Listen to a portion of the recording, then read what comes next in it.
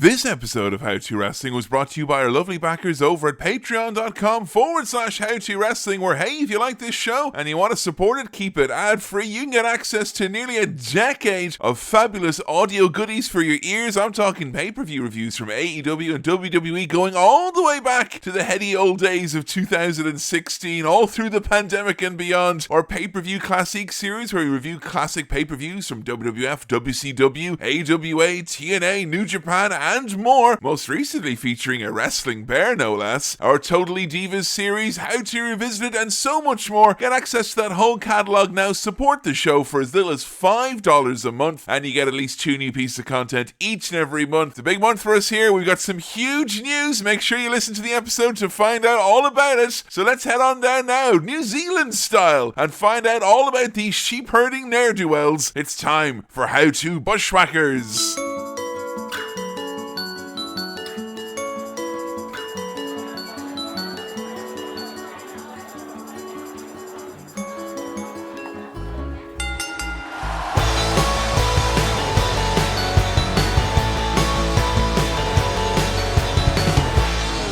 Yo, friend, and welcome to the episode of How To Wrestling, the world's first podcast detailing how to wrestling, how to get into wrestling, how to understand wrestling, and goodness knows, maybe even how to enjoy wrestling, warts, brackets, bushwhackers, and all. Hello once again, it's me, your old pal, Captain Kevin, joined as I'm always in this look through the fabulous world of wrestling and its many strange and wonderful characters by my better half, Joe Graham. Hello. Very excitable today, Joe. Very special episode of How To Wrestling. A special episode just for me. Yes, just for you. This is a very special episode just for Joe, who, when you first saw these men, I believe your words were that you wanted to adopt them. Yes. What was it that drew you to these two strange men from New Zealand? They're so cute. They're just dogs. Dogs, eh? They go around licking people, walking around, eating sloppily, being petted by members of the audience. Now, this is the interesting thing, is that this is our intro here now, and there's something else we have to kind of talk about at the start of this, which we have now, of course, very uniquely and very smartly slid into a Bushwhackers episode where no one will ever hear it. Yeah. But it's not because that Joe saw the Bushwhackers that this has happened. I don't know. But we do have huge news to announce. If you've not been, following along on our social media, where we made an announcement a couple of weeks ago, or on our Patreon page, where we have been providing updates with the pay-per-view reviews, Joe, we have some news. That's correct, yes. I am pregnant. Yes, which means that we are going to be introducing potentially another little weird wrestling fan into the world. Yep. Although no expectations whatsoever. On the law of averages, they'll probably ironically hate wrestling. Oh yeah, that would be just our luck. Given who their weirdo parents are. But yes, we've had a lot of really nice messages, even some old school emails, etc., from folks reaching out. It's been a wild journey on this podcast, because it's been, I think, just around 10 years or thereabouts. Yeah, and we started it so early into dating. I think we'd only been together less than a year when we actually started recording this podcast. And at the time, we were like, is this stupid? Yeah, my mother was like, are you sure you want to start a podcast with her now? With a girl you've just met. Like, are you sure you want to introduce her to wrestling? Because, you should be keeping that gate, man. And everyone was like, what if you break up? What if you break up and then what happens to the podcast? Luckily, we've not broken up yet. That's true, yes. Even though I was given strict assurances by some longtime listeners of the Attitude Hour podcast. Yes. I've ruined it, I'm sure. That would end that podcast. Yeah. And then, I think we got literally hundreds of lovely messages when we made the announcement. And I did get one from a guy who was like, oh, that's great news. Podcasts are ending, though, I assume. Yeah, it's the end of the podcast. No, that's not the case. The podcasts will, in fact... Somehow we'll keep going. Somehow we will do our jobs. Yeah. And as my good friend Paddy back home said, somehow you will continue to generate income one way or another. But yeah, we have them coming in February. Yes. So Valentine baby. Just in time for what will no doubt be an extremely interesting WrestleMania, the last non-Saudi WrestleMania. Do you remember Baby's first non-Saudi Arabian WrestleMania? Yeah. Yes, funny enough we did. But we are ludicrously excited. Yes, we are. Very much so. We will do our best to not make this podcast suddenly be about our child. Yeah, but we may occasionally give the child star rating. Because Yes. the baby, I've noticed, does seem to kick during certain wrestling matches. Yeah, that is true. You know, we did have a few instances with AEW's All Out Yeah. of Baby reacting. Baby likes Bobby Lashley. Baby doesn't seem to care for WWE right now. No, I think Baby's got good taste. the dominant Triple H hater gene. It's Yes. 3 capital H's, you see, so that gets passed down very strong. Like, you know, I've only got a lowercase. Theoretically, I could defend the man gene, and that's not really strong enough, is it? I've got some real dominant Triple H genes in me, trust me. So yeah, we're very excited to introduce a little weirdo into the wild world of wrestling, but it's not going to be like suddenly there's going to be a third chair. That kid's going to earn that chair. No Nepo baby. No here. Nepo podcasters here. We are very much of the opinion that our child should have, in fact, a childhood that is not somehow molded Into content.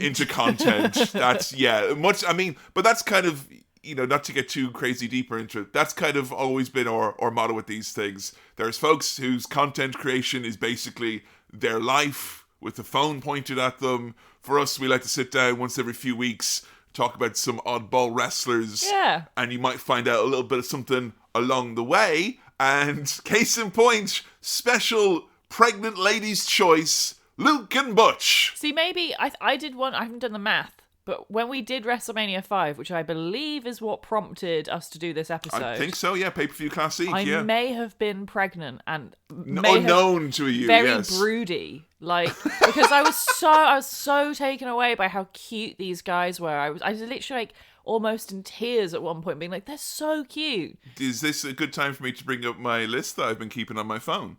Oh, if you want to. Is that okay? Yeah, it's fine. Look, folks, Joe is obviously someone who you've had in your ears for potentially a decade. So I just thought that I would share for you the absolute wondrous changes that have occurred as a result of impending motherhood from this woman who I love very, very much. This is my list that I've been keeping on my phone of really stupid shit that my pregnant wife has cried at. It's quite long and embarrassing. I might have to add in Yeah. the Bushwhackers eating too much brunch here. The city in India that feeds starving people every day. The 2 old brothers in Race Around the World on BBC Season 5, wanting to live in a retirement home together. It's so cute, though. This is the one that's is probably of great interest to you listening, but has definitely confounded me. The music video for If You Only Knew. What I'm gonna do to you. You run out of here as fast as 2 feet would carry you. Okay, look, the reason for that was, and a lot of these are the same trigger, which is the world is, I might start crying when I talk about No, don't. The world is a beautiful place, and it's rich and full of so many types of people. That's funny because that's what my next one here is. We went to an exhibit in the Lowry in Greater Manchester, which was called Going to the Match, a panoramic 360 view of L.S. Lowry's famous painting, which caused Joe to burst into tears in front of me and Billy and then inform us that the world was a rich and beautiful place. Yeah. Bobby Hill with the mannequin head from season 1 of King of the Hill. It was just thinking about it. It wasn't even, I didn't watch it. I was just thinking about it. Cinema Swirl fans will be happy to know the shit flashback from the beginning of the Sex and the City 2 movie. Oh my Inexplicably. So fucking and embarrassing. Stanford getting married as well. He just looked really handsome in his white suit. I was really happy for him. A comedy skit involving men who can be hired as garden gnomes for other men whose wives have died. Yeah.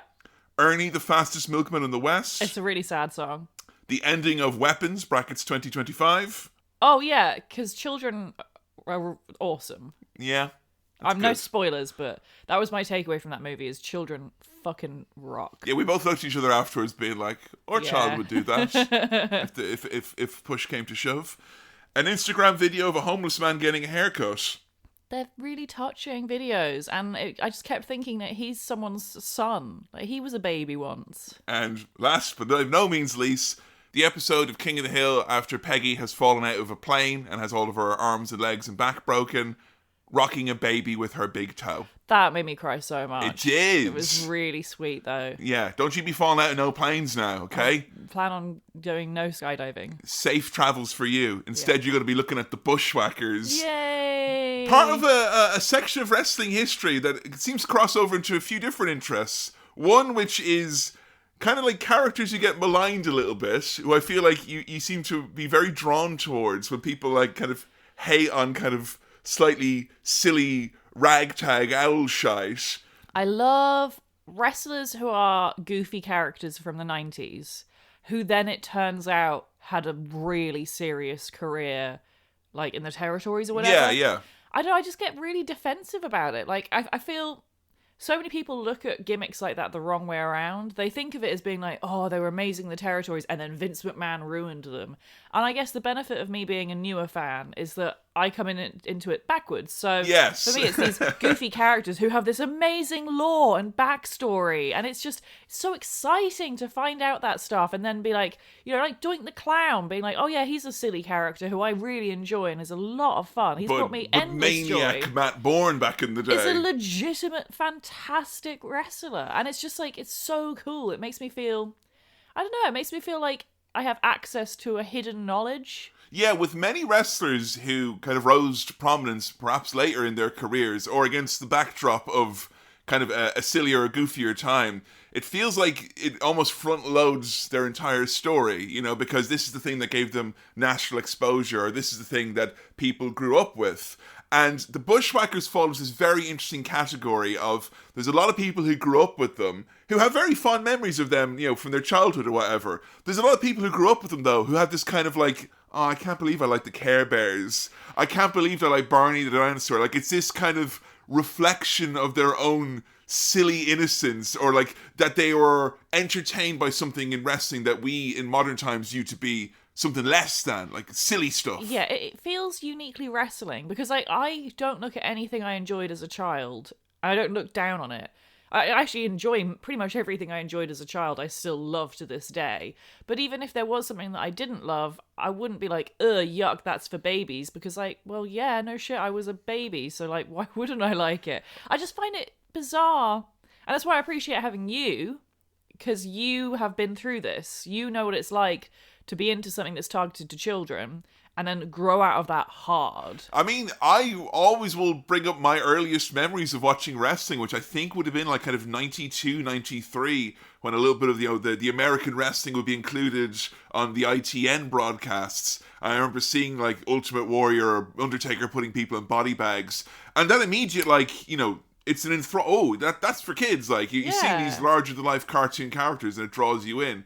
And then straight away, like, my parents, they had, like, you know, my aunts were around or whatever. Like, everyone just joining in to, like, let me know that would be a line crossed into complete ridiculousness. Like, there was a lot of, like, when I was growing up, I remember, like, a load of us kids were kind of scared off of getting into the cartoony wrestling because our parents were so adamant that it was so fucking lame. This is funny, like, you sound like I'm talking about like some kind of cool millennial parents or some cool Gen Z parents. Like, you're not going to watch that, are you? Except it's my parents who grew up in like the 50s and 60s. Were they like that about cartoons? No, but them too. But like other things like Power Rangers, for instance. Yeah. I remember my parents being like really adamant that Power Rangers was like, you're not going to get into that. No. The only time I was allowed to watch Power Rangers growing up was when I had the flu really badly, and they rented me like the Power Rangers movie on VHS to watch while I was at home convalescing.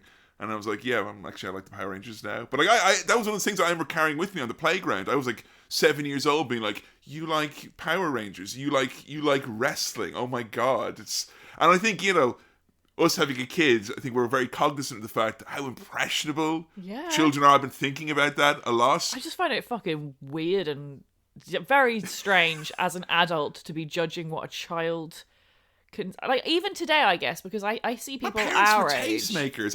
I respect them for it in my own way, right? Even today, though, like, I see people, like, adults our age, and they're, like, mid-30s being, like, looking down on Skibbity toilet and stuff. It's like, you do realise you're judging, like, infants. Yeah, it's such a strange thing to get on your high horse about. Like, oh, I have better taste than a 5-year-old. Like, I'd fucking hope so. I think, you know, with wrestling, you can always see the breadth and depth of what constitutes, like, entertainment and what constitutes wrestling itself. Because when you have that kind of cringe factor of, oh, this is something that you grew up with and it was bad, but then you have the backdrop for me and a lot of our listeners, which is the marketing for the wrestling that we watched growing up was contingent on tearing down. Yes. Like, almost to the bones and beyond. And it's not just like...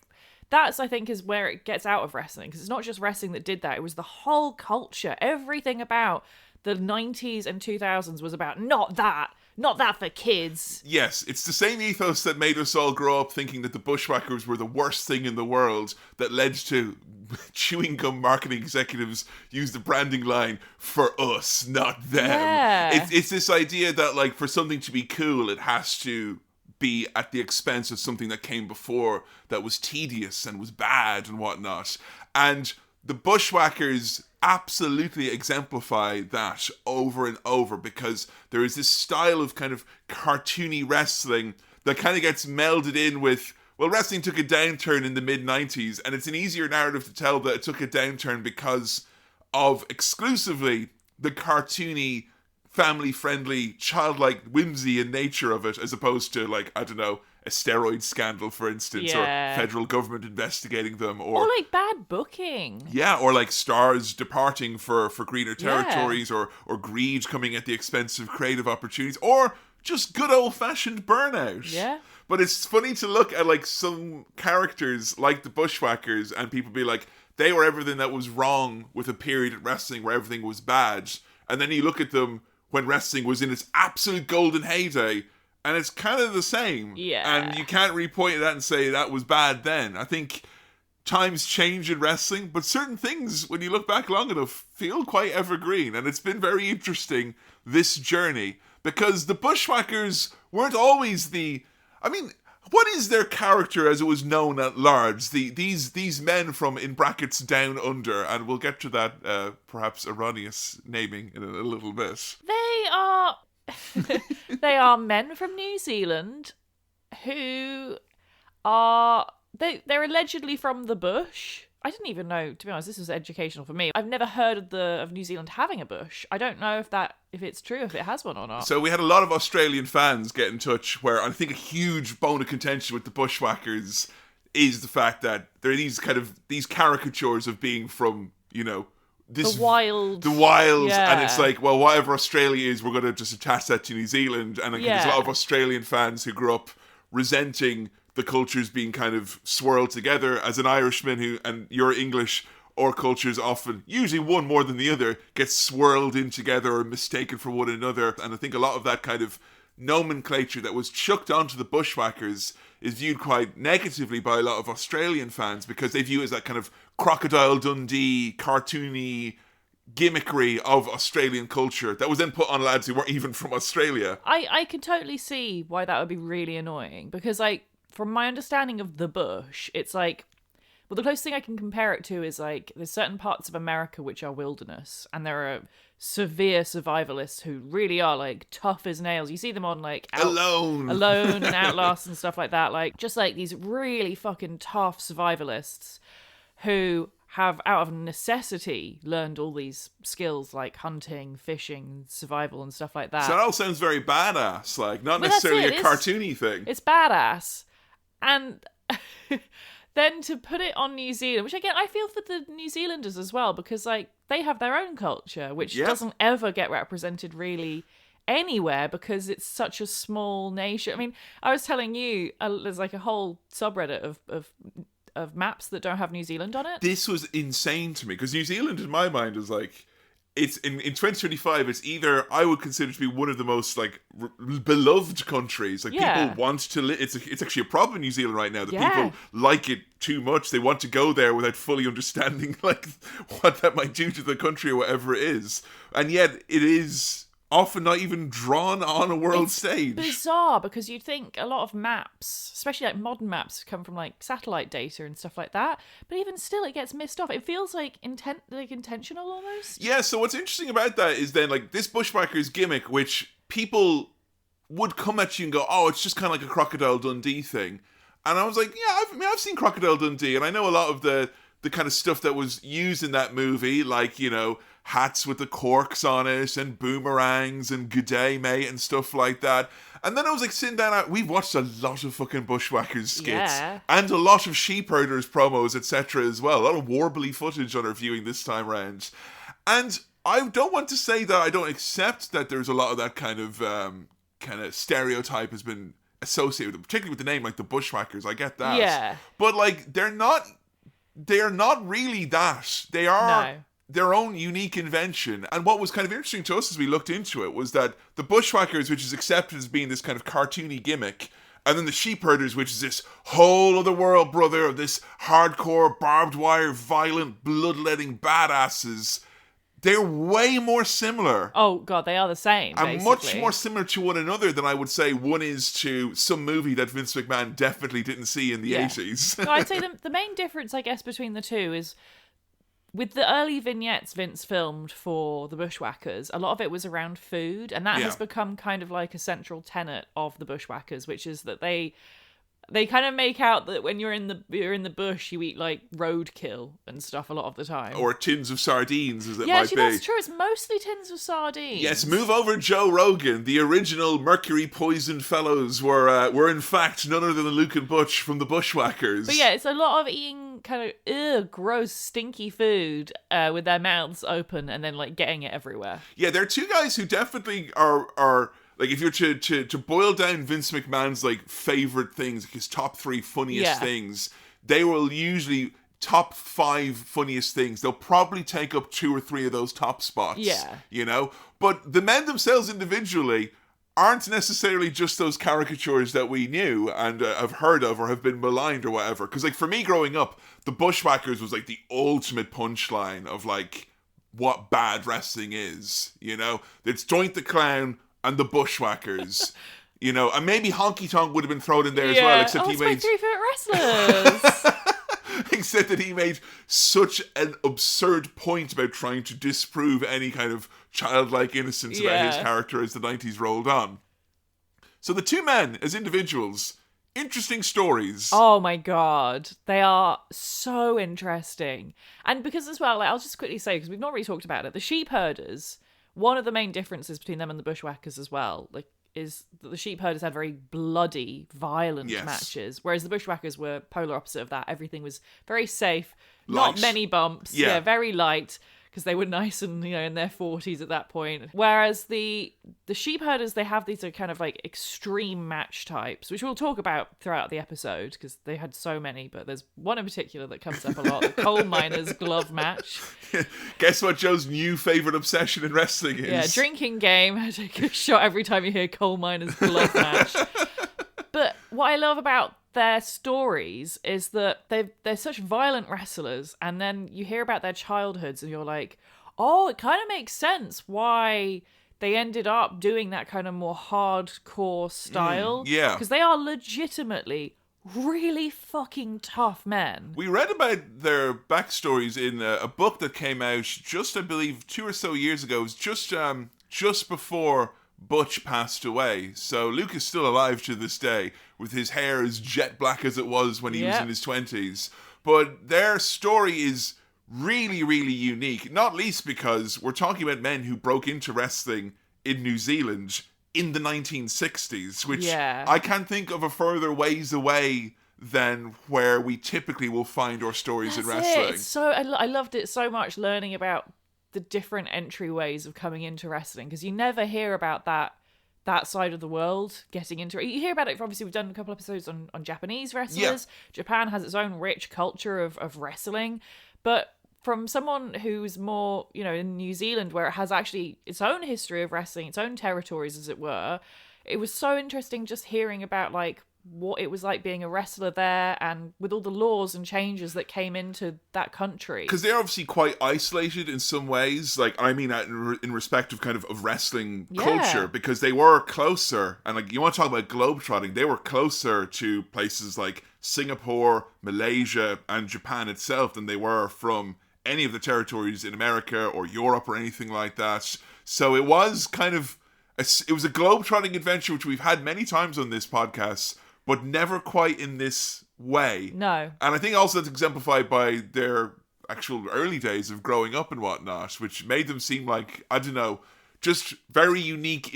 Like, you hear so much praise for these men individually and collectively from their peers. Like, there is this kind of strange knowing kind of insider, like if you're an old school wrestler, you know that these lads were like as solid as can be. Case in point, their book has 2 forewords, one from Hulk Hogan and one from Bret Hart, who kind of go out of their way to like prove their kind of chops as like not just big stars, but kind of I'm an everyman because I got on so well with Luke and Butch. Yeah. And also Bret put in his own foreword in their book that he was better as a wrestler than Bruce or Keith or Smith or you don't need to. Hulk Hogan, his forward claim, I can't remember where was he claimed that he came up with. Was that their walk or something? He was like, yeah, brother. Oh yeah, my idea. You know what? Even in death, his lies will never be stopped. Yes, just for the record, by the way, in case you were coming into this episode thinking, well, we're going to find out what the Bushwhackers walk. You will, and I'll tell you right now, right at the start of the episode, Hulk Hogan didn't come up with that. Surprisingly, no, he didn't. Like, you know, just why? Why? So, looking at the origins of sweet Luke Williams and brutal Butch, formerly Bob Miller, authentic New Zealanders as they were, this was not in fact a gimmick. These men did both grow up in New Zealand. Now, quickly, pro tip for the fans. Obviously, they look quite similar, Luke and Butch. On paper. Yes, although the more I've seen them, the more there's a Mario and Luigi vibe going on here. Or probably more accurately, a Wario and Waluigi vibe. Once you get the eye in, they look so different from each other. But it took me, I think, until yesterday. I was only fully confident. That's like dozens of hours of these men. But just because of then... Alright, so the reason I find it confusing is because I think their names... They seem like they're for the wrong guy. Right. Butch looks like a Luke, and Luke looks like a Butch. So Butch is the one with all his teeth. Yes. And Luke is the one who looks like a hippo, as Dan, our artist, put it. Yes, that was the shorthand for the artwork. Yeah. It was Butch and Hippo. Yeah. Like, which one are you working on today? I'm doing the lining on the shading on Hippo today. Like, you know, more coming. Depending on your history with the Bushwhackers, the artwork du jour is either delightful or, as some people have reliably informed us, haunting their waking nightmares. And they do have that quality to them, you know, like no one quite looks like these guys. And that was, love it. Even when they were younger, they kind of carried that. I don't know, there was something, when I found out like that both of their kind of their ancestry or whatever it was, particularly that like Butch, his dad was Irish. Yeah. And like his family were all Irish, and they all had come over to New Zealand like kind of, you know, one generation prior. It made so much sense because he looks like so many lads I've seen in Cavan. He's got those beautiful eyes with the eyelashes. But there's kind of a rough exterior to him almost. There's kind of a layer on the outside of him. But Luke, his background was probably the more kind of, I guess, benign out of the two, for lack of a better term. He was your typical New Zealand lad growing up. Good boy going to Catholic school. Bit of a jock. Yeah, definitely. Rugby, of course, national sport there. Yeah. He was big into rugby. Golf. Big into golf. Yeah. And his dad, similarly, big into rugby, big into golf. But he didn't like how much time it took to be good at sports. So he was like, I'm not going to do that anymore. Yeah, there's this very interesting convergence point in New Zealand in the 1960s if you're a young man who likes doing athletic stuff but doesn't want to do rugby, which is the kind of the default, I guess, for most athletic guys in New Zealand at that time. And that confluence is a place called Coolman's Gym, where men seem to show up, start lifting weights, and then generally seemingly get involved in a guy called Steve Rickard's wrestling group, which was all-star wrestling in New Zealand. But his early gimmick and his early days, like, it was very much like, I don't want a real job, I don't want to be a steel worker, I don't want to go to school for, you know, past the age of 16. And you call it a gimmick, which it is, but it's also like a shoot. He basically saved up from the age of 17, which I believe he was a wrestler from pretty much that age as well. Yeah, 16 is when they kind of both kind of found their way into it, which is a very young age indeed. Very young. But yeah, by 17, he'd saved up enough money to buy a convertible, which he would drive around with the top down with his dog, who would wear a scarf and a pair of sunglasses. So both of them, both Luke and the dog, are rocking the sunglasses and the scarf. And it's worth noting at this point, because you've probably got this mental image in your head of Luke as we know him, as the sheepherder or bushwhacker. No teeth, like no hair. Oh, far from it, Joe. Far from it. He had a blonde perm. He was a young Mr. Hunk. Yes, the original gimmick for Luke was in fact Sweet William, a beautiful, pretty boy who was basically the New Zealand equivalent of a gorgeous George. Yeah. So very much the the kind of crowds that they would draw for these wrestling shows at the time, it was the kind of the working men's clubs, the kind of people who would want to go and see boxing or whatever it was, because they were done with the same rings, the exact same commissions that ran them. So you were very quick to get heel heat if you were this kind of effeminate character coming up to all of these, rough and tough men in the 60s New Zealand territory, and you'd like spray perfume into the ring, throw rose petals when you'd come through the ropes. But the way Butch tells it makes it sound like it was a shoot. Like, he wasn't just doing that as a character. I think Luke genuinely did take his appearance extremely seriously. Joe, look, here's a man who's pushing 80 right now. Yeah, still dyeing the hair. Who's still thinking, you know what? Like, it was fascinating reading their story, and this man never, like, Butch has had a lot of kind of health issues along the way or whatever. Luke, it's like, I think if I rang up Luke right now and said, here, there's some boys down in Future Shock Pro Wrestling, I think Slam Johnson wants to go one-on-one with the Bushwhackers, he'd lace those boots up, he'd get in a wheelchair, and he'd be over here with jet black hair dripping onto his camouflage. This man is like as prototypical a bullshitting old wrestler as you can get. Yeah. And I think that comes from the heyday. I think there's almost a part of him that Justin fully believed that he is this, out of the two, Butch is this crazy wild character. Yeah. Luke has the look to a T, don't get me wrong. Luke is the look of the Bushwhackers. He has the eyes. He has the eyes, he has no teeth. He can look into the camera and the gimmick is over immediately. But when you hear him speak and talk, he's this lovely little gentle... He is this gentle old soul type of a thing. Yeah, he's quite shy. He's not that kind of fun, like, way. He's a more respectable New Zealand old man, and he'd like to thank you for the opportunity of the WWE he's universe. He's a proper, from like the limited exposure I've had to New Zealanders, like, he is the prototypical New Zealander to me. Like, he's just like this nice man. Like. Yes, he's not a wild man at heart. Not wild at all. He just plays one on television. But what I think is very interesting is that we'll talk about Butch's entry into wrestling and whatnot. But in their very early days, Butch's kind of role when they were teaming together was that Sweet William was still meant to be the money. He was the gimmick. He was the main guy. And Butch would be this kind of like wretched man that would come out being dragged on a chain, like this kind of a Gollum type figure. Because I think in his mind, like, he was the one who got into it first. He was the guy who kind of dropped everything to become it quickest. So he, out of the two of them, was always the lad who was the more, I guess, tenured part of the business, so to speak. He's a little bit older as well. Yes, yeah. But also, I mean, his background is legit. Yeah, I mean, I think when you're talking about Butch, whose real name is Bob, his story it's resonated with me an awful lot. And I kind of came away from this episode thinking, I think the Bushwhackers might be my new faves. Yeah. And not to diss Luke or whatever, but it's all Bushwhacker Butch as far as I'm concerned. He is the secret sauce. Oh, yeah. Without him... Because, like, I think you could... It's funny, because out of the two of them, it's actually Luke who was the constant. He was always in the sheepherders. And he's the lad who was like wrestling, like there's nothing else.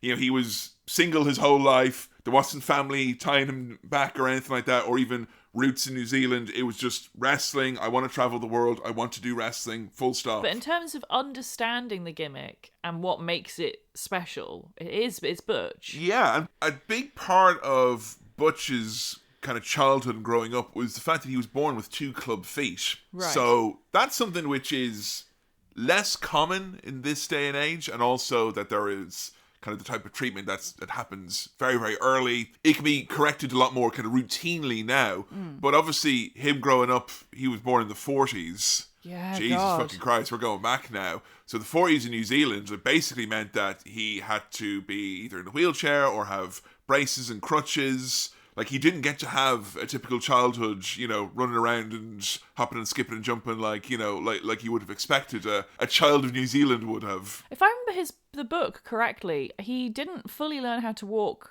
unaided until he was like 8 or something. Yes, and even then he was having a series of operations, and it was kind of, like he said basically what you had to rely on back then was charity. Like, it wasn't like there were these kind of huge amounts of medical interventions. It was more like, a church would give you money towards, being able to afford a surgery, or you might be able to be given, a pair of crutches or whatever it is, or assistance with those.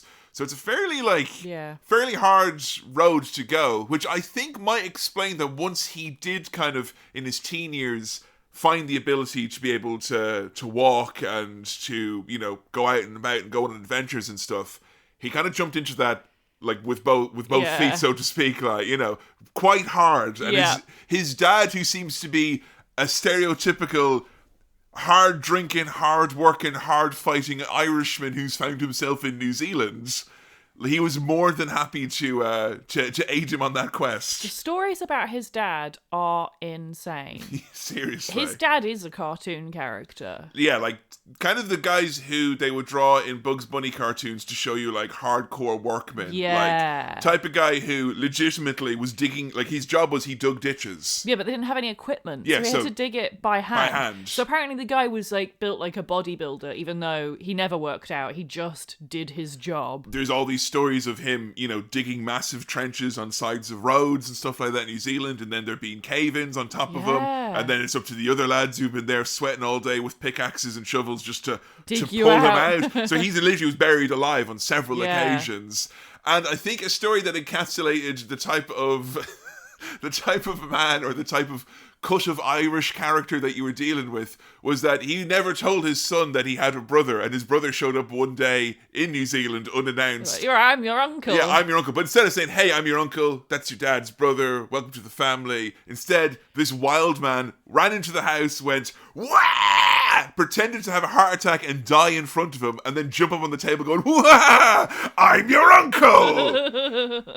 The original Bushwhackers then. His Butch's dad, as you mentioned, heavy drinker, as I think a lot of workmen were back in the day. Like, you worked hard, you kind of, not partied hard, but no, you came and you drank hard. You drank hard after, breaking your ass, doing this extremely physical job. And the quantities Butch talked of his dad drinking, like half a bottle of whiskey, bottle of wine, like 10 beers, like in one evening, every day. Every single day, that kind of extremely hard living, which I guess is like not that outside the wilds of possibility when you are a professional wrestler in the 70s and 80s. That's kind of par for the course. But it's interesting that that's the backdrop, to where he found himself. And there's so many stories involving Butch when he learns to walk and he gets his crutches off and he realizes he's got a bit of power in his feet. Like, so many times, like this one where his dad had been drinking all evening, and Butch decided, just randomly, he was going to start a fight with his dad. Yeah, now this is something that I was very intrigued to learn more about, because as a man growing up, you hear all these stories that there'll come a point in your life where you want to fight your dad. Yeah. Like Shane McMahon, I think, in his mind, the greatest tragedy of his life is that he never successfully fought his dad. Or Vince McMahon as well. Like, he never got to beat up his stepdad or whatever it is. And I don't know, I was taller than my dad at the age of 13. And your dad is like Howard Finkel. He's like a really nice little man. I mean, in the same way that no wrestlers ever laid hands on Mean Gene Okerlund. Yeah. I'm like, why would anyone want to fight this lovely little man? Like, he's got a nice mustache. He tells you he loves you. Yeah, but I think I seem to understand Butch's telling of it, because he was like, this rush of suddenly going from being a very docile, passive, kind of fine china looked after kid to now suddenly like, hey, you and your dad are going on adventures and you're drinking and you get to do all these crazy things together. Yeah. And he's asleep in the conservatory because he's too drunk, so why don't you start fighting him? Wah! And the way he starts fighting him is he just starts to kick him repeatedly, like everywhere, like in the head and stuff. And his dad's just kind of like brushing him off. Like, you're not ready yet. You're not high enough level to fight me yet. All these stories of like, stealing his dad's car and then his dad chasing him through. There's a story. Yeah, sorry. Multiple stories like this. Yeah. So one time, Butch stole his dad's car and crashed it. And his dad then chased Butch throughout the house, where Butch managed to duck around a glass door so that his dad ran right through it. And the dad just sat down, had a whiskey, and said, pouring blood head to toe, covered in blood, like glass embedded in his skin. He's just like, don't do it again. And he did it again. Another fantastic story involves when Butch's younger sister was born. He has an older sister, and then there's himself, and there was a younger sister. And the dad was a staunch Protestant, the mother was a Catholic, and the dad was away, out working and drinking. So the new baby daughter is born, and the Catholic priest is like, well, we better get her baptized then straight away. And as soon as Butch's father found out about this, he marched straight to the church in the middle of service and pulled this Catholic priest up by the hindquarters in front of everyone. He's like, don't you ever christen my children Catholic again.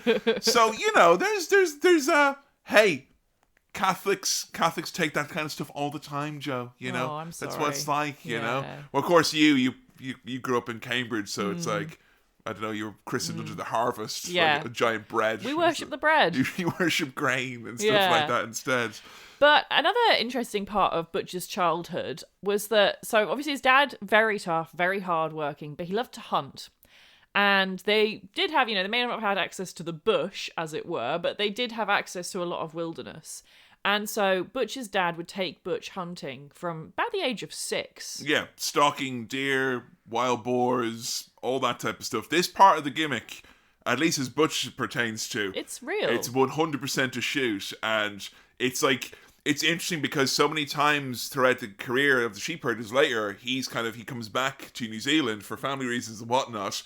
But he does also say there's a huge pull back to New Zealand. And once his in-ring career ended, he was straight back to New Zealand as well. It's like he never really left. That was always kind of his heart of hearts was there in that kind of lifestyle and whatnot. Yeah. And there are many stories throughout his later run as the sheepherders and the Bushwhackers where that kind of real life comes back. It absolutely comes back. It never really goes away, that hunter in him. No, and I think that his route into wrestling was kind of slightly less expected because he loved working out. He, much like Luke, he found himself out of school age, kind of 15 or 16 or whatever, working jobs kind of in construction, doing plumbing, bits and bobs. Nothing was really taking his attention. He did join the army for a while. Yeah, there was a brief period where he was, they wore that camouflage not as a gimmick again. No, again, it's legit. But his stories of being in the army was very interesting because it's kind of like, you're New Zealand, you're kind of reserves or whatever.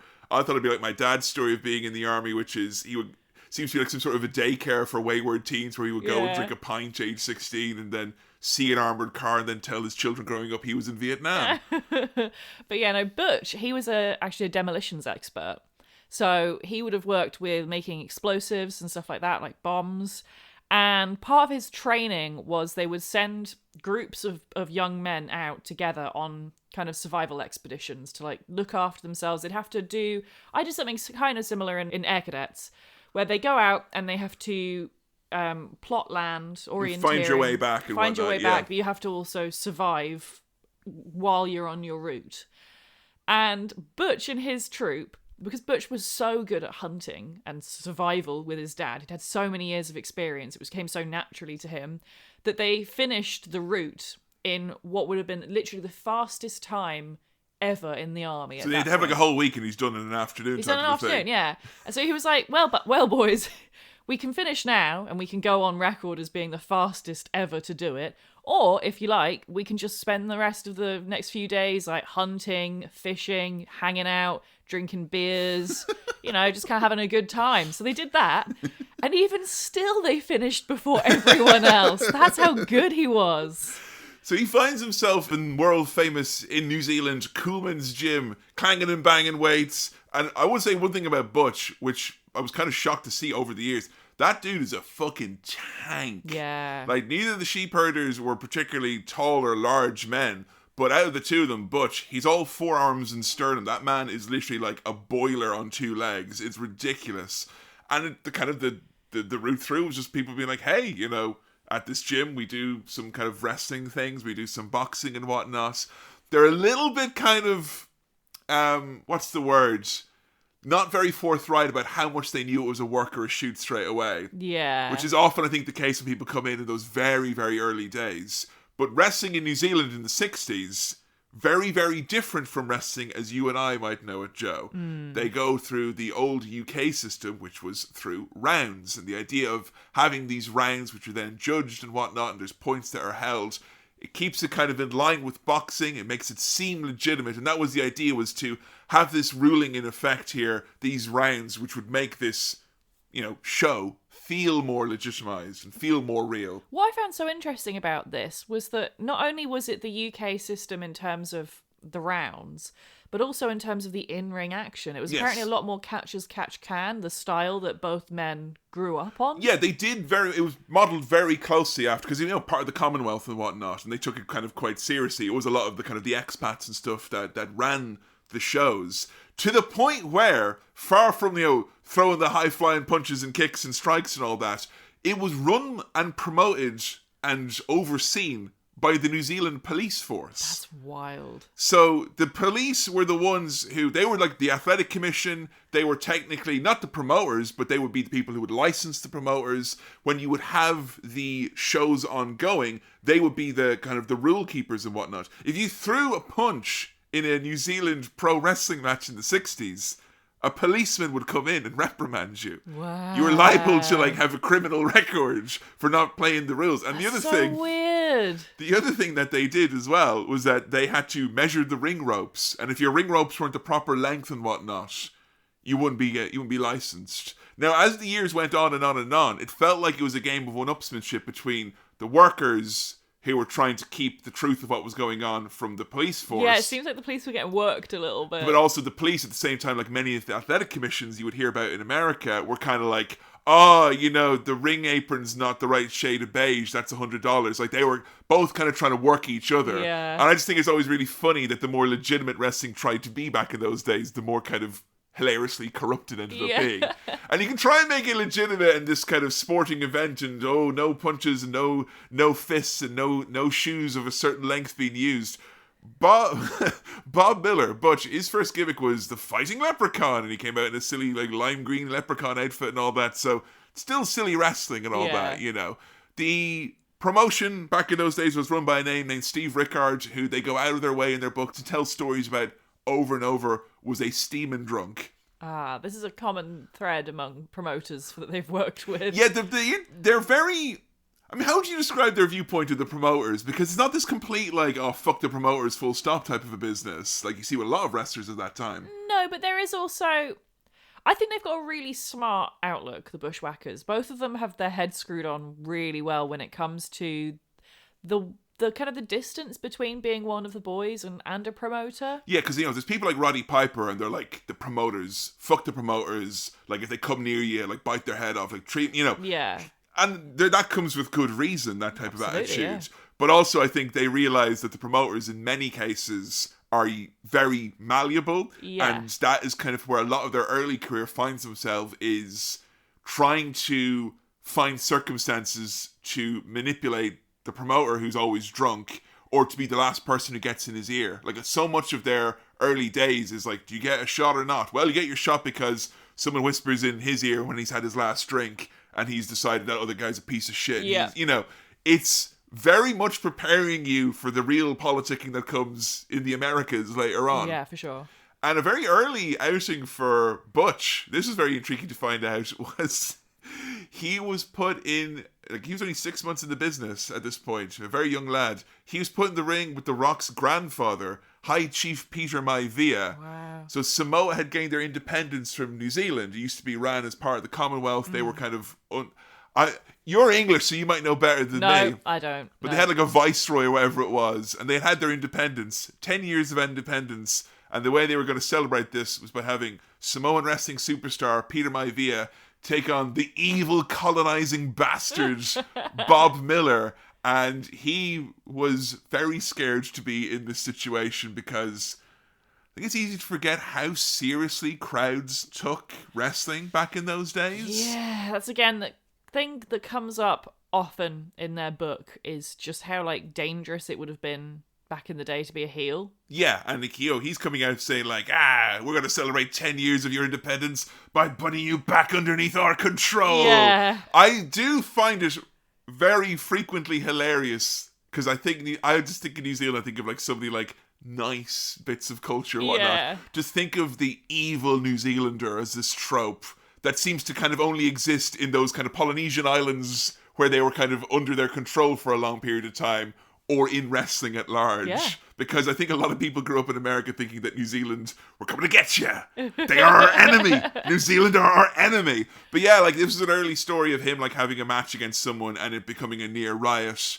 And then Peter Maivia happened to be like, okay, I think they're going to actually riot, so let's come back and do this next week instead. Yeah, this is great. I don't know if that's something you can make money off of in wrestling anymore. This kind of like bringing people up into a frenzy of like wanting to kill the wrestlers. No.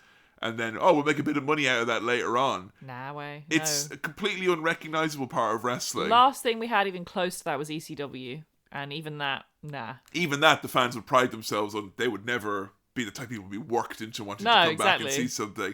Because, you see that a few times, like, AEW has done that where they've had like these really horrible, dark-sided endings. And I think there's this faraway idea in some promoters' minds. I think even they did that recently with John Cena in the WWE in one of his final matches, where if you really do something horrible, people will pay big money to come back and see it kind of set to rights.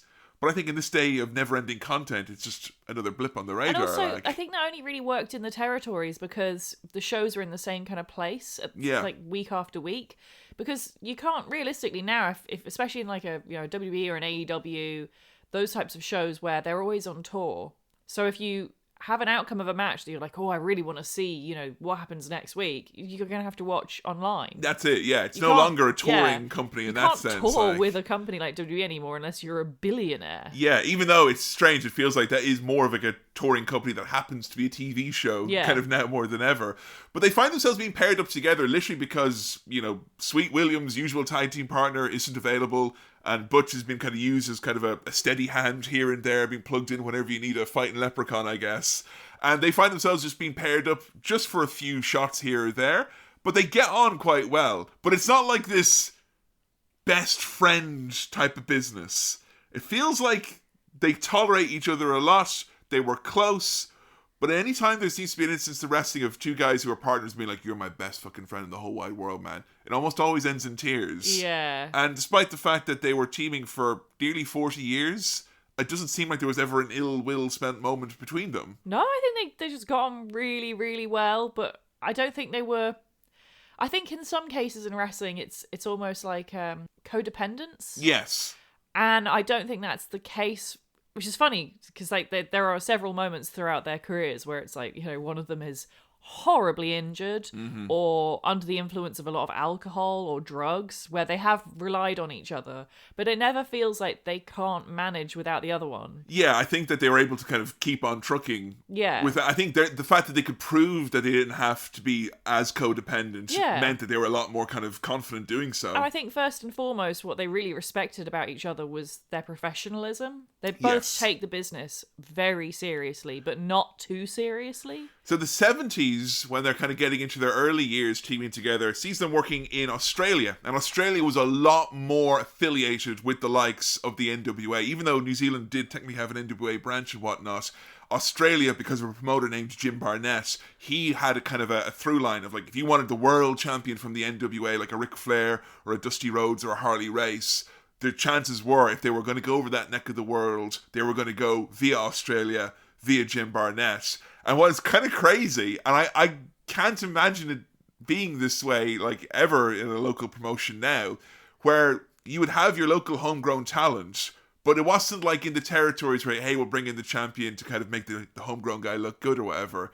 The Australians were there solely to kind of make the Americans look like stars. And the Americans were the big stars in those promotions. There were, like, obviously a few, top guys in Australia and whatnot, but it was very much like, this promotion exists to be a branch of what they're doing in America and whatnot. So that was kind of a link into the NWA, and then from there into all the other kind of parts of the wrestling worlds.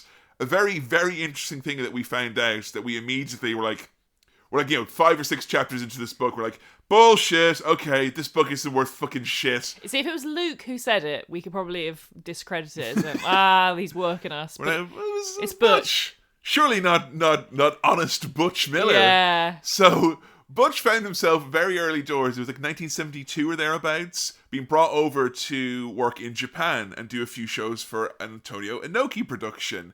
And the way he told it in the book was very much like he made a little bit too much of a lie.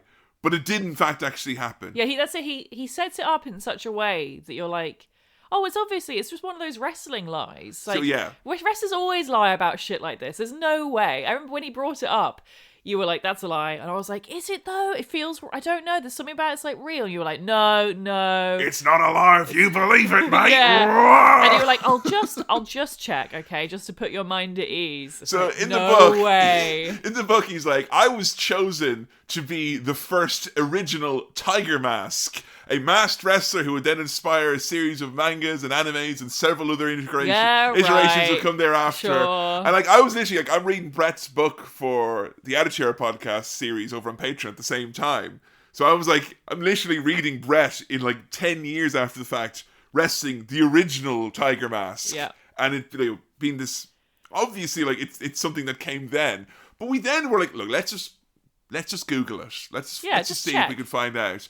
And I swear to fucking God, no, it wasn't inspiring the manga, and no, it wasn't doing the anime, but there he was in 1972, the masked tiger, Butch Miller. There he was. He was, in fact, one of the original wrestlers who had a tiger mask. Yeah. And that is a very weird claim to fame. It's so strange, but he suits the mask.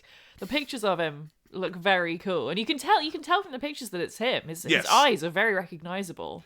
But the style that he was working there, and they were working together across Australia and some of those early kind of jaunts into the places like Singapore and Malaysia, it was very much like it was freeing for them when they left New Zealand that they could no longer just have to do these rounds and have to grapple and stuff like that. Instead, now they found like, whoa, we can like run around the ring, we can hit people against the ring post, we can like punch. We can smash people against the ring apron. That's the hardest part of the ring. That's great. And that was kind of then becomes synonymous with their style, which is they were the tag team who could start and do a match where you'd go into the crowd, you'd knock over a few chairs, start punching and smashing people. Oh, you thought you were coming to see Queensberry Rules and lads roll around on the mat and be polite. No, these lads are going to start knocking stuff over. And it's like, it's so easy to take for granted now.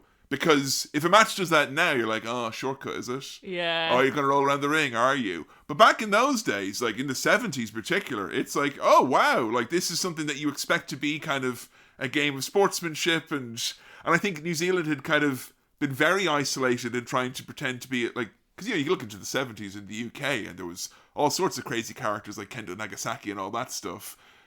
But here, they were doing magic in World of Sport and whatnot. But I think they were a little bit like trying to hold on to the old ways a bit too much in New Zealand. Yeah. So they find themselves very comfortable going around, smashing stuff up, and then to be promoted as these wild, unpredictable guys. They were called the Kiwis.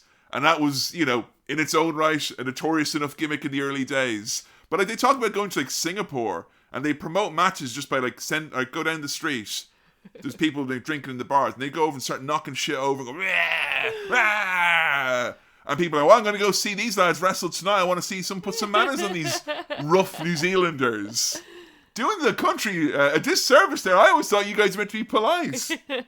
But yes, the early international forays see them in places like Singapore, Japan, Malaysia, Samoa, and in various island nations across the Pacific. And the earliest time that they get reached out to was through a connection in the NWA saying, hey, you are doing so well here. We will have a group over in Canada that like people who have kind of an international feel and international flair. You've worked over so many different places. How would you like to come to a place called Stampede Wrestling? Now, they did go through Montreal originally through the Vachons and whatnot, where they credit a lot of their very early exposure to North American wrestling. But Stu Hart and Stampede Wrestling was one of the earliest places where they really put a stamp on things. Yeah. I can only imagine going from, being in places like Singapore and New Zealand and Australia and then going to like the further reaches of northern Canada. It's a long way to go. It's, they describe like getting on a plane for like kind of 20 hours type of a thing, and not knowing what to expect, but having that kind of almost reckless abandon of like, wait, it's an adventure, off we go. But that's like so far away, unfathomable in some ways. I imagine there must have been a bit of a shock with the weather. Yeah, I mean, they have so many stories in their book about traveling those roads and how scary it was. Like cars flipping, ending up in embankments. Doesn't it help that a lot of the times when they're in Stampede, they're getting driven around by, like, Smith Hart. Who's like, I'm going to drive on the other side of the road. Really fast and wheeling around and drunk. Yeah, or like there are a number of times where they're like, oh, we decided because we were drunk and to save money on gas that we would just push our car on the black ice and roll down the hill gently. You know, and they're telling all these stories of like kind of just this like almost nomadic existence that seems to fit in very well with the far reaches in Stampede Wrestling. Yeah. Now, I'm reading Brett's book at the moment. You and I have read it together in the past. We're big fans of Brett and the Hart story in this household. But it's safe to say that we gained a unique perspective. Yeah, it's fun hearing a lot of the stories that you've already heard from Brett's book from an outsider.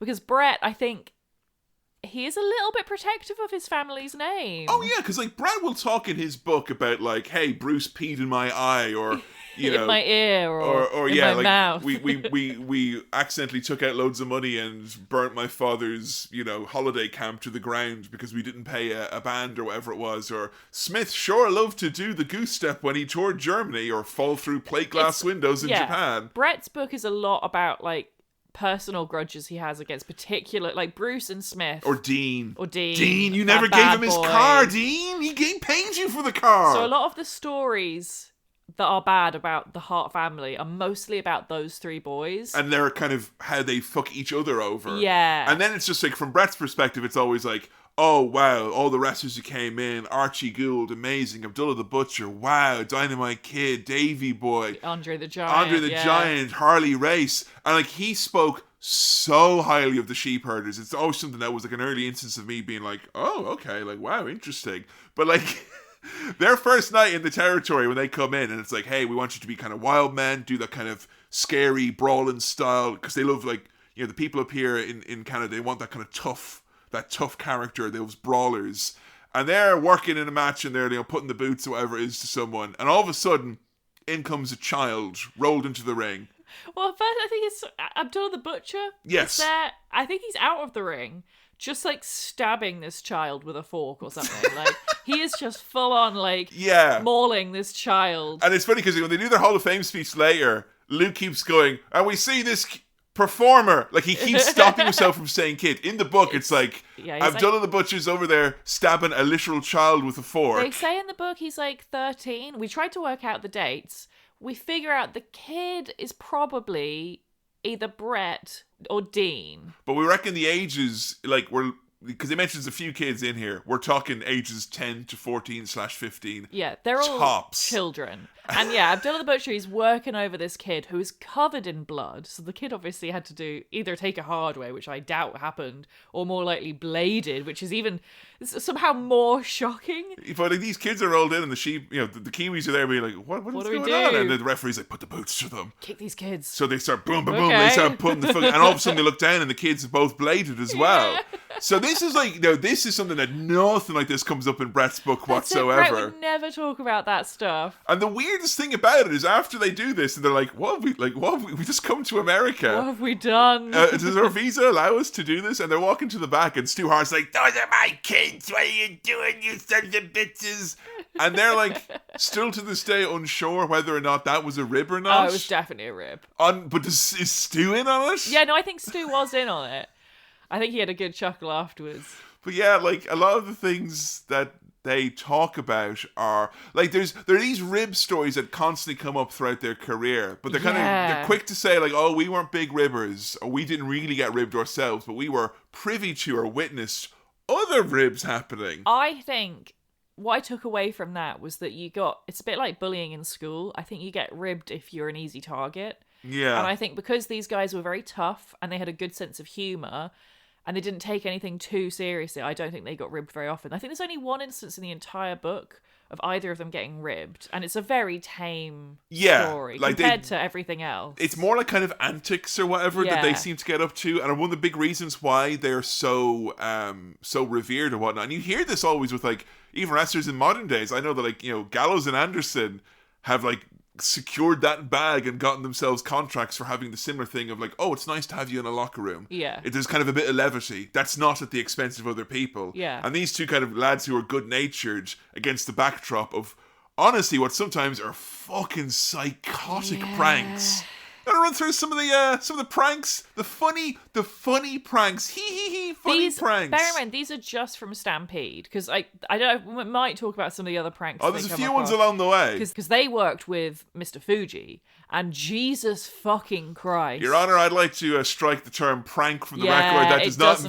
Even rib that does not fit the legal definition of a rib. Torture, maybe. Yeah, there's like basically... crimes. Criminal behavior that...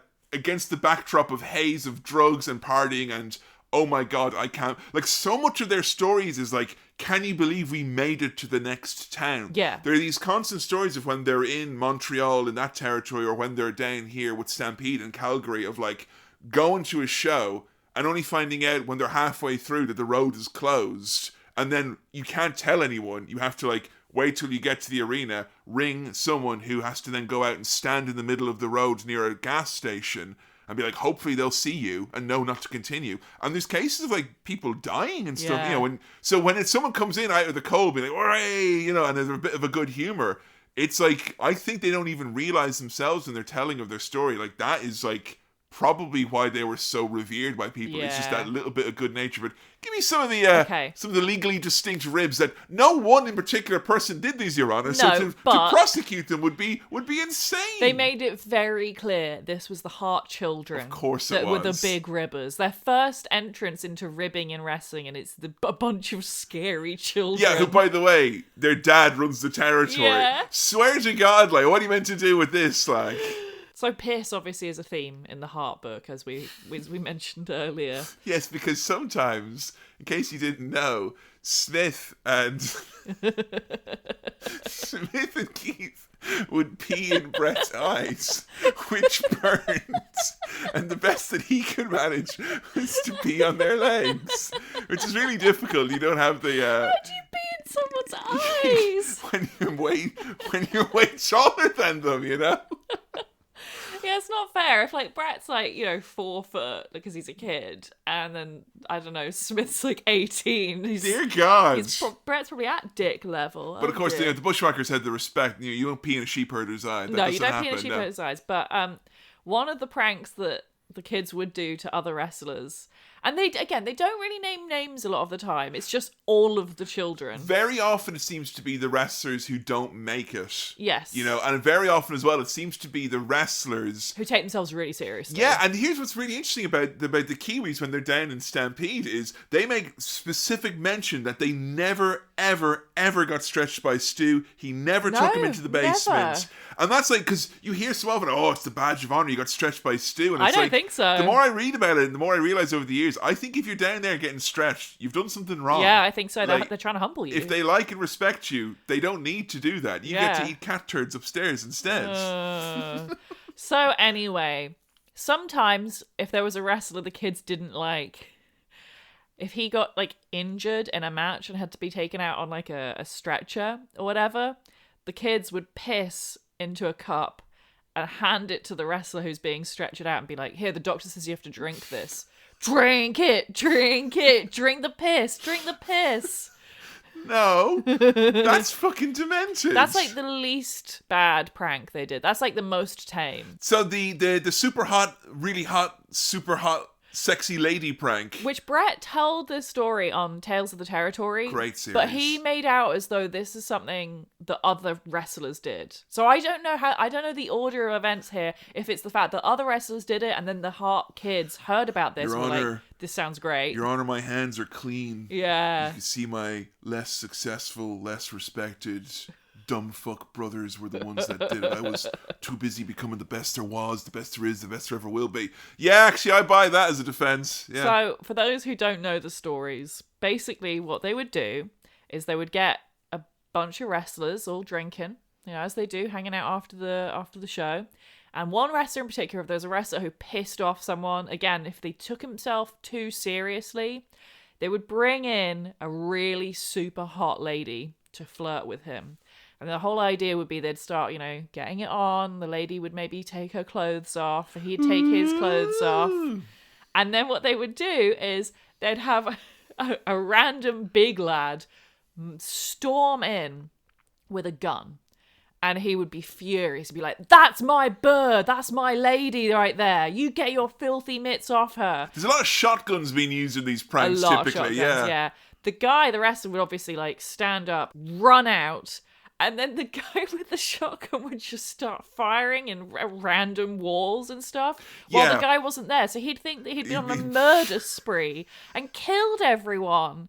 And the guy would be outside naked, terrified that he's just witnessed a massive homicide. Now, whoever got Smith and Dean the fake cop uniforms for Christmas, because it feels like it's like it's an episode of Always Sunny in Philadelphia. Like, there seems to be like there's always like a topper you can add on to a prank, because with the super hot lady prank, the next level is always like they bring the police in, and then they'd have the gun go off again. Like, oh no, now he's killed police. Now it's 5-star wanted level. Like, you know, Keep escalating. Yeah, it keeps escalating. More and more people get killed in this prank. And I think the idea is that they want this person to run out into the barren, icy wasteland of rural Calgary naked. Yeah, that'll learn them. The cocaine prank is a new one that we heard about. Mean. This is a mean one. So I think this is mostly Smith who would do this. It's just funny. He's like the straw man of He the is heart. the straw man, yeah. The really fucking crazy one. It's him, not all the other like low key horrible crazy ones. It's that one, yeah. But basically, a couple of the older Hart boys, they would plant. Someone would plant cocaine on the wrestler in question who's getting ribbed, and then two of the older boys would dress as cops, or they'd get their friends to dress as cops, and then they would, when the wrestler was driving away from a show, they would pull them over, knowing that they had planted fake cocaine on them. Who gave Smith a siren? A siren, a fake uniform, a gun? I think at one point he probably told his dad, I'm going to become a policeman, Pop. That's what's Yeah, going to happen. But they would like go. do things as well. They put like a little dusting of it on like the lapel of their jacket. Like, they'd be very subtle about it, you know, like to kind of have the escalation of like, what's that on your collar, sir? It's not just randomly out of the blue. Like the layering to this fucking rib is insanely over the top. So yeah, and then these two fake cops would pull the guy over, be like, have you got drugs on you, sir? And the wrestler would be like, no, absolutely not. I don't have any drugs. And be like, well, we won't mind if we search your car then. Knowing that they'd planted something on it earlier. They would then find the fake cocaine, handcuff the guy to the side of the road. Bear in mind, this is in Calgary. Yeah. Freezing cold weather, snowy, very dangerous low temperatures. Handcuff the guy to the side of the road and just drive away. What's wild in the stories they're telling, and these are like shoot interviews and stuff that we've seen as well, which is them kind of 1 second will tell you a story like that and be like, and the next one they'll be like, oh, but then like Buddy, his car, you know, his car didn't arrive and he got trapped. He had to wait at the side of the road. It's like, yeah, I know, it's horrible, isn't it? Like, you are in this really scary place where you're like really cut off from all lines of communication in a way that we can never fathom now because of like cell phones and whatnot. But like back in those days, it's like they tell these stories of like coming to shows and then there's people who are booked and they're not there and they're just kind of assuming that something terrible has happened. And they kind of like tell about their time in Stampede in Canada almost as if like they were grateful they got through it alive and in one piece. But the gimmick back then, the few little clips that we could find from Stampede, it is a much more kind of serious version from when they would become the sheepherders, because when they're the Kiwis in Stampede, it's almost this kind of more militant, like, you know, screaming the foreign menace and whatnot, but not in kind of a goofy manner. It's very much like berating people, shouting down, a kind of old school heel type of a gimmick, which was taken very seriously back then. And of course, because Stu Hart was one of the kind of original people who had a television studio and TV tapings, they found themselves very quickly being kind of notorious around the area, where people would tune in on a Saturday morning and see these guys like stabbing people with chair legs and, you know, busting open children and whatnot. And, you know, all of a sudden you are living the life of not kind of a celebrity, because they talk about being a celebrity later than the WWF, but being a wrestler, which is a mix between people either being scared of you because they've seen something on TV, or more likely, they've seen you doing something like that on TV and being all bloody or bloodying someone up and then wanting to fight you. Yes. To kind of prove your toughness. A lot of cases of them leaving shows where the audience has been so riled up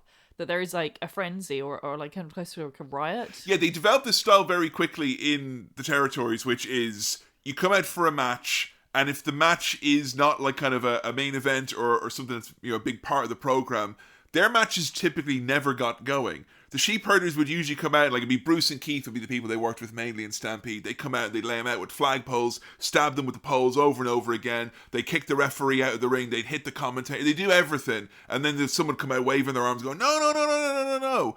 And that, the idea being you would see that on TV and then you want to go and catch a ticket and see them actually get beat up in a proper match later on. But that is a style of wrestling that can't exist anymore. No. Because I think people have seen that. Like, the idea of that type of brutality being something that you are like, oh my God, I had to see someone put them in their place. If someone did that type of a style now, people would be like cheering for the gimmicks. We want chair legs, we want flagpole, you know. I don't think you can do that anymore. It's a very different era. I think you can maybe still do it at a local level. Yeah, I don't maybe, think, yeah. I think that's the only reason it worked back then is because the territories were so localized. I mean, case in point, our local indie show, Future Shock, an evil goblin at the end of one of the shows came out from under the ring and sprayed someone with mist, and we bought tickets to the Stockport show straight away. Someone's got to settle that bastard's hash. This is the sweetness and the naivete of being these boys back in those days. They spent so long in Canada, like several years going between Montreal and Calgary, and the reason being they thought that they weren't allowed into America. Yeah. They thought that their visas wouldn't work. And even though after this point in time they'd started working in places like the Pacific Northwest, which is in America. Yeah. But they were just like, oh, we assumed that meant that we couldn't go further down the road, you know, down into the south or whatever it was. So they kind of ended up building up quite a repertoire for themselves of like kind of being well regarded by all the other wrestlers who were coming into the territories and spreading the name, so to speak. And their time in the Portland territory, when they get to Portland, which is at the behest of Roddy Piper, who is a massive fan of their work, they're working for a guy named Don Owen. And Don Owen is one of those promoters who, anytime he's spoken of, it's like, oh, the promoters are all shitty, but Don Owen, he was the man. He was very well respected. Their telling of it seems to be that Buddy Rose and Roddy Piper, who were the top stars there, seemed to have his ear very much. And the wrestlers liked working for him because they could kind of pitch their angles and whatnot. But their time working there wasn't really with Don Owen. The Portland territory was so big that they had a satellite office that was run by Don Owen's brother, who doesn't seem to be held in the same respected regard as his more famous, well-regarded, famous brother. This is one of the strangest things I think we've ever heard about, which is this promoter viewed wrestling as being extremely important and shoot wrestling, like being able to actually grapple, yes, as being the way to determine who should go over in the fake wrestling that he's going to put on later on. So he would do these tournaments, I guess you would call them. And I think they were technically optional, but you'd get given a bonus if you agreed to do it. So the idea would be that you do these like shoot fights to determine who would win the worked fight. And this is like, you know, before the show, so everyone shows up to the arena early. Yeah, to have a shoot fight. And you do all these shoot fights, and if he likes how you handle, you get maybe a bonus, and then we decide, okay, you're going over tonight because you beat him for real. And the sheep herders, the Bushwhackers, described this man as the biggest fucking mark they'd ever met. Yeah, there's something really, really reliably predictable about you get a bunch of people whose job it is to deceive you in professional wrestlers. And you get someone who's like, nah, you do it to me though, for real, right? Yeah. The reason you respect me is because I'm the man who has lots of money. Yeah, so okay? you do it for real. So what would happen is, like, I think they did one of them for real, one of these tournaments, and then afterwards the boys are like, all right, we're going to start working it. And they themselves... would work the shoot match. They would work the shoot tournament to determine who would be in the real worked fights later. And they worked out a system wherein they'd kind of, like, pay off each other. Yeah, so, like, maybe tonight you go over me, and you get the $10 bonus. But then they'd say to Don Owen's brother, be like, oh, what... he got me this time, but give me another chance tomorrow and I think I can win that one. Yeah, so there was a bonus if you had a good attitude. So if you lost but you felt like kind of noble in defeat, you get like a $5 extra or whatever it was. So if you were feeling up to it and you wanted to work a shoot fight that made it seem like the loser had a good attitude as well, you'd kind of pool the money together and you each get $7.50 that way. Nice. It's like kind of like an unofficial union. It's the original Raw Underground is what it is, right? Settling things the way it should be in the ring. But this is where they get christened sheep herders, is originally in Portland. There's some kind of like back and forth, and honestly, folks, trying to actually chart where they go and when was really, really hard because they go between territories over and back, here and there. They're back in Stampede, then they're back down in Portland, then they're over to Texas, then they're over to Mid-South, then they're in the Carolinas. And that's not even getting started on the fact that the sheep herders weren't always Butch and Luke. Yeah, so... Sometimes Butch... Well, he went legit for a while. Yes, that's it. So sheepherders, originally, the name was given to them because when they arrived in Portland, the belief was, and some people credit Roddy Piper to this, other people credit the promoter Don Owen with this, some people even say it happened in Memphis, but wrestling fans in America didn't know what a Kiwi was. So to be the evil foreigners and call yourself Kiwis, that didn't work there. So they called them sheepherders because the idea of being like, we're these rough and tumble guys who were like manhandling like livestock or whatever it was. So that's where that gimmick came from. But quite early into those days, they have a kind of a parting of ways because, you know, Butch, back home, he's got a wife and he's got a daughter and another one on the way. And he decides quite early, you know, it's like 81 or thereabouts, that, okay, I'm going to have to call it quits, go back home and go legit, yeah. He has various stints where he goes legit and he stops...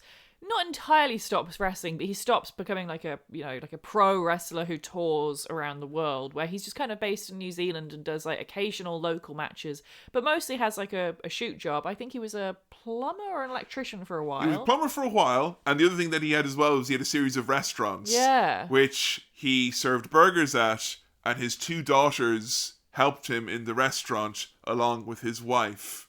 Which you were quick to point out is basically 3/4 of the plot of Bob's Burgers. It is, yeah. If H. John Benjamin was a wrestler who had left all behind in the other part of the world, whatever it is. He was even called Bob, and I'm pretty sure he served burgers at He these did, restaurants, you know, he was, yeah. I think the reality of it is that there was responsibilities to be a family man versus his like dreams of being a wrestler and globetrotting around the world. Yeah, well, I think as he says in the book, his wife was an only child, and so her parents didn't have much of the family there. You know, they wanted her close, so it wasn't a case of like, oh, just pick up your family and move to America or whatever. She did come over a few times with some of the early tours or whatever it was. It's a long flight, and you got to remember, just one parent managing two young kids is fucking hard. Yeah, that's seriously hard work. Really to be, exhausting. Like, mum and dad at the same time, so for to speak. Months and months of stretches at a time. So, and also, I don't know if like they didn't talk about, you know, paydays that would set the world alight. Like, I don't think the money that was being made back then was the type of money where it's like, well, you have to be on the other side of the world being a wrestler. Yeah, I wouldn't be surprised if he got paid more doing his businesses. I mean, he probably was, you know? But the thing is that, like, the world of wrestling keeps on ticking. So the Sheepherders is kind of established, you know, in Portland. Butch has to head back home. And in his stead, you've got a guy who was also up in Calgary, who is an Australian wrestler by the name of Lord Jonathan Boyd, who was part of a tag team called the Royal Kangaroos. Of course, to add to the constant confusion, much to the chagrin of our many Australian and New Zealand listeners, that one of the early instances of New Zealand gimmick being presented on a wide stage in the likes of Memphis and the CWA with Jerry Jarrett and Jerry the King Lawler was an Australian man portraying it. Now, we saw a few clips of Jonathan Boyd. If you thought either of Butch or Luke were crazy, or you've not seen anything until you've seen Jonathan Boyd. He's got a touch of the Mad Dog Vachon about him a little bit. But the problem about him, and I think they were very nice when talking about him in other interviews and stuff like that, is that I think he viewed himself as being kind of the main attraction, so to speak. Yes, he is, to be fair, because Luke doesn't, his whole career, he doesn't really talk much on the mic. No, he's the backdrop gurning man. He's a great wrestler, but he's not a talker.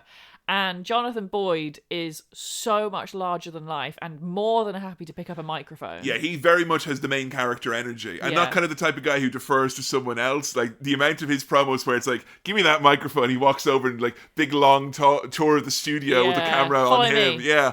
There is a fantastic segment, and we'll put it in the recommended bonus viewing, of him challenging a very young, very sweet baby boy by the name of JEFFJARRE to a New Zealand death box match, which is a coffin casket match, And he's like, you might want to call it a coffin, but I call it a New Zealand death box. Yeah. If you are a Kiwi listener by any chance, if you happen to know that is still the nomenclature. I doubt it. And when you were obviously in the selecting the death box for the procession. The New Zealand death box, New Zealand that we call death box, it here as we in call New it here, Zealand. which is a black box with a giant skull and crossbones Yeah. on it. Nice and subtle. I like that. The New Zealand death box, which also contains a giant snake in it. Yes. Which, it was just great seeing Lance Russell be like, Jonathan Boyd, you get that snake out of here. That damn snake. I mean, I've been asked this for my Q&A this month, and I really have had to think about it, but someone was like, if you go back any time, any place, anywhere, to any wrestling show, and sit there, where would it be? And the obvious ones like, oh, big WrestleManias, big shows, big events, the Tokyo Dome, maybe, blah, blah, blah. And I'm like, actually, I think I'd like to be in one of those tiny studios in Memphis. Yeah. When an animal that they definitely do not have a permit for has been taken. Like, there's kids, like, running for the door. Yeah. It's a different time, a different era. Definitely a different time.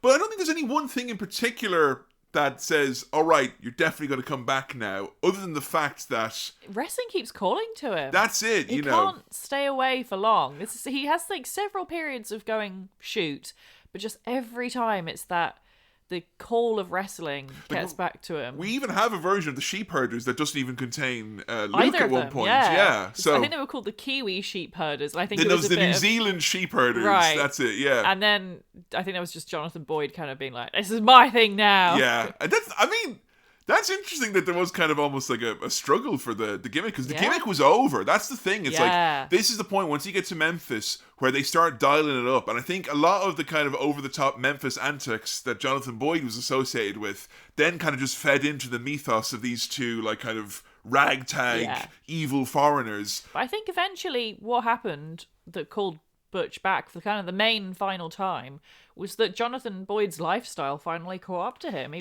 There's a lot of tales of hard drinking, hard drug use. A lot of drug use and driving at the same time. And in your almost like as stereotypical a wrestler's downfall tale you could tell from the early 80s, Jonathan Boyd one night had drunk an entire bottle of vodka, like a dozen beers. He had done loads of cocaine then after the fact, so he was all like paranoid and buzzing off the walls.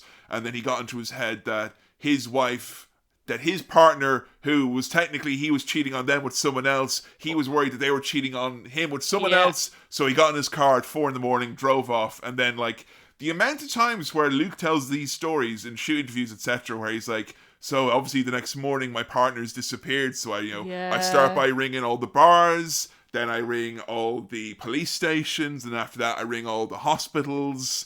And he is in an app, like a car flips over, he like drove over several lanes of traffic, broken leg, concussion. They've broken everything pretty much like lucky to be alive. He's like Peggy Hill in that episode that made you cry, Joe, so it's just one of those situations where it feels like he just needed a big enough reason to be like, I think he needs me. Yeah.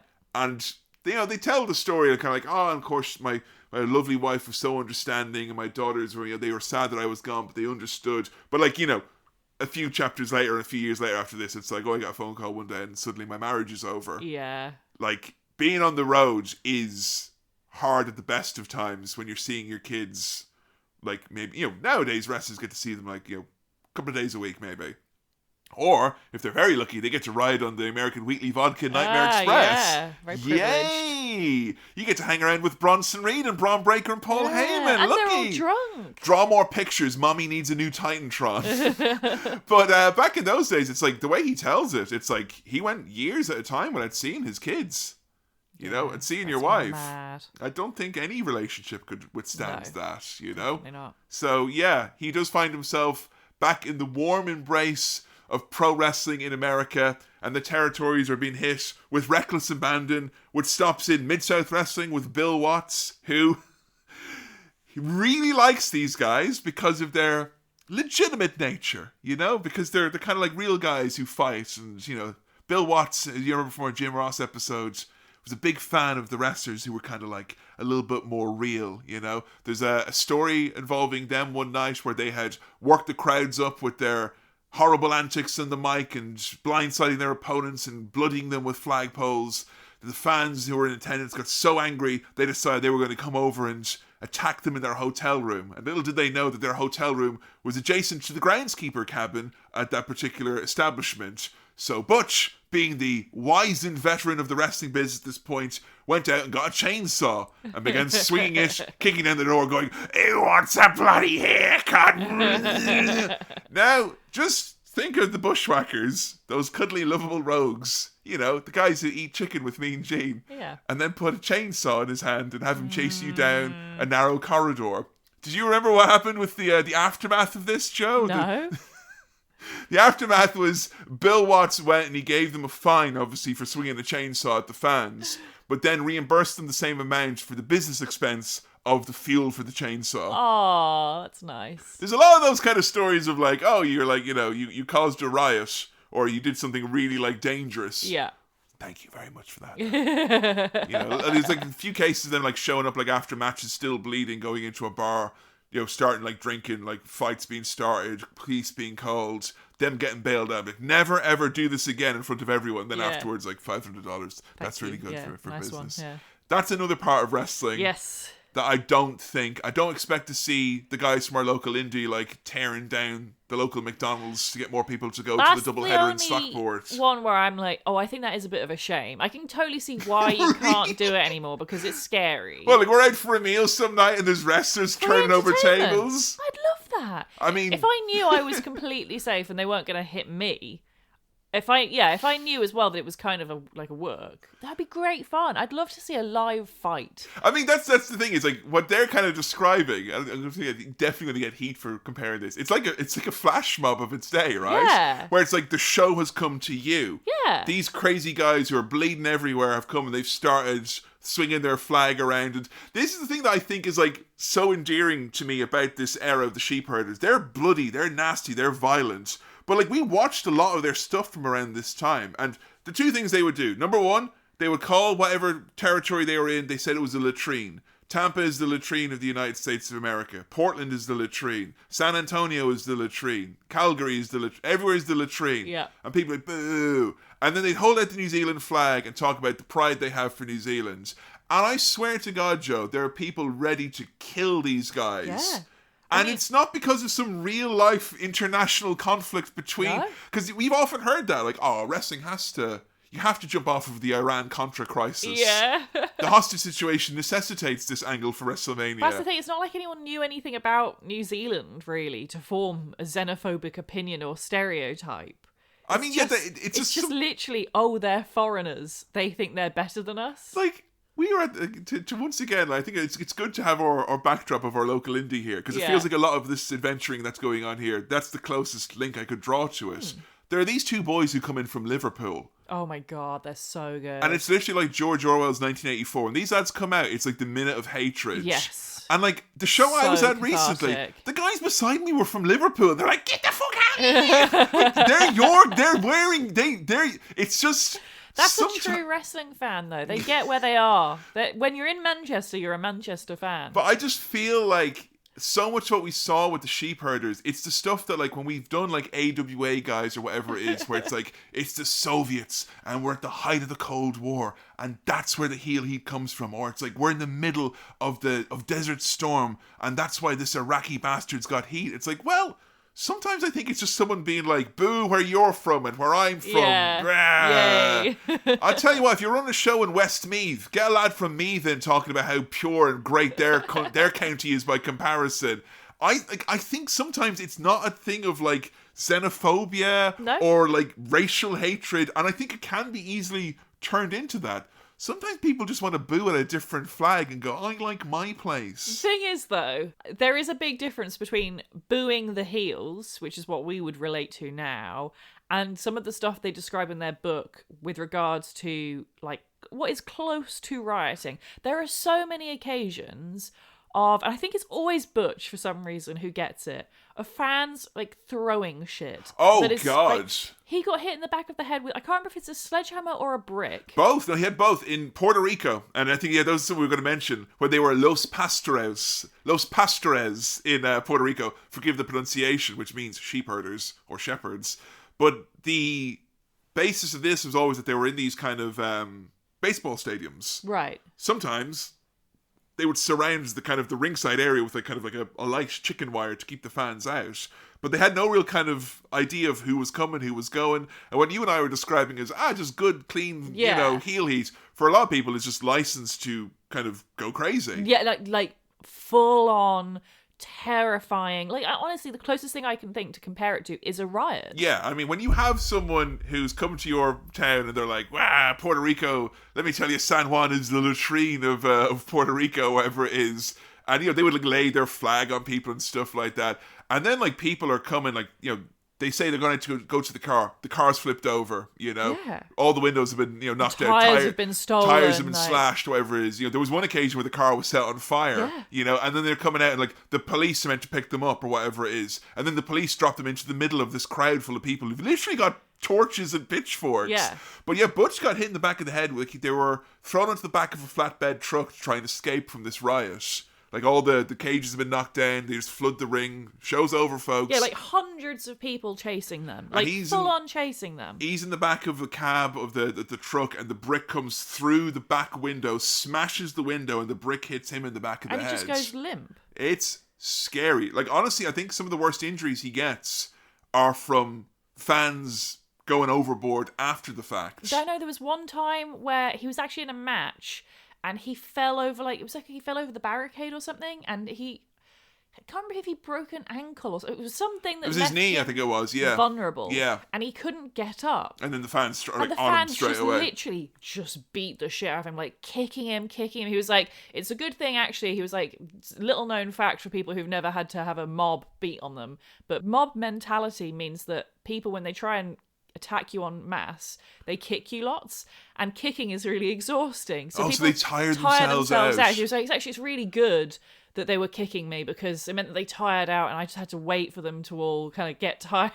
And then meanwhile, Luke is battling his way through the crowd to save his friend. It's usually hyperbole when wrestlers will say, and it was a riot every night, brother. Oh my God, it was a riot every night. And I swear to God, we put on so many sheepherders matches, and particularly the ones in Puerto Rico as well, where it just seemed to be this, I don't know, there's this unknown beef between between Australasia and Puerto Rico. But you have the worry that falls on the faces of all wrestlers, where it's oh shit. And you've people like Carlos Colon, Carlito's dad. He's the booker, and he's revered as a god. People will happily stab him to get to them. Yeah. And it feels like they very, very quickly with these matches, they get to the point where it's how much more reputation do you need to build up? Because it's not as if they're talking about and then that was the biggest payday ever. I remember when we did the episode about the Dudley Boys, and I tried to explain to you when they were in ECW and they had fans wanting to jump off of a balcony to get to them, and it built this myth of they were so hated, and you wanted to see them get beat so much.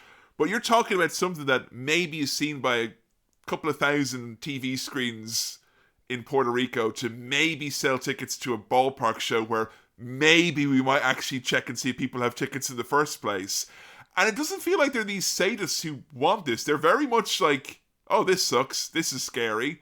And I guess it's nice that they get the reputation of being tough and hardened and get the respect of their peers, because I don't think many wrestlers would be putting up with that in this day and age. No, quite rightfully, because I think it's wrestlers now, they're a different breed. Wrestlers back then, and it's not just wrestlers, it's a generational thing. People were tough back in the day. In the 40s, you had to be tough to survive. Yeah. The general hard labor that you had to do to make a living was tough. The average was way higher than it is now, for everything was tough.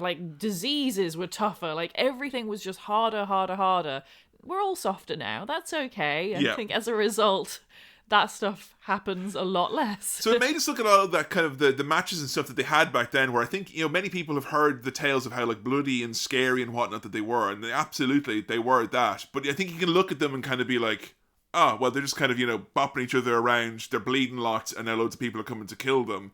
But I think it's just very hard to wrap one's head around what the mentality for the wrestlers and the fans. And then, like, you can imagine if you were one of those people reading the magazines back in those days, and you hear, oh, near riot tonight in Puerto Rico, San Juan, like, they kicked down the barricades, you know, they tried to stab them. Like, there's a story when they were in Memphis, someone pulled a gun out and was like, I'm going to kill those fucking foreigners, you know? It's just funny that for all of the violent matches they were doing, you know, all those coal miners glove matches. Yes, Joe, those coal miners glove matches, my God. But they were constantly doing these like violent gimmick matches with loads of weapons and just nasty shit going on. They're always bleeding. And none of that was ever as dangerous as the fans. Or in case in point, when they're down in San Antonio, working for Joe Blanchard, who's Tully Blanchard's dad.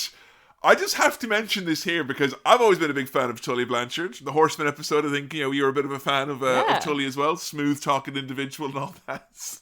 And the typical way they would do things always, by the way, is they would come into the promotion and they would attack the promoter. That was like a big part of it, you know. Very, like, we would talk, you know, in the Vader episode about, like, oh, Gorilla Monsoon being attacked by Vader was this huge moment.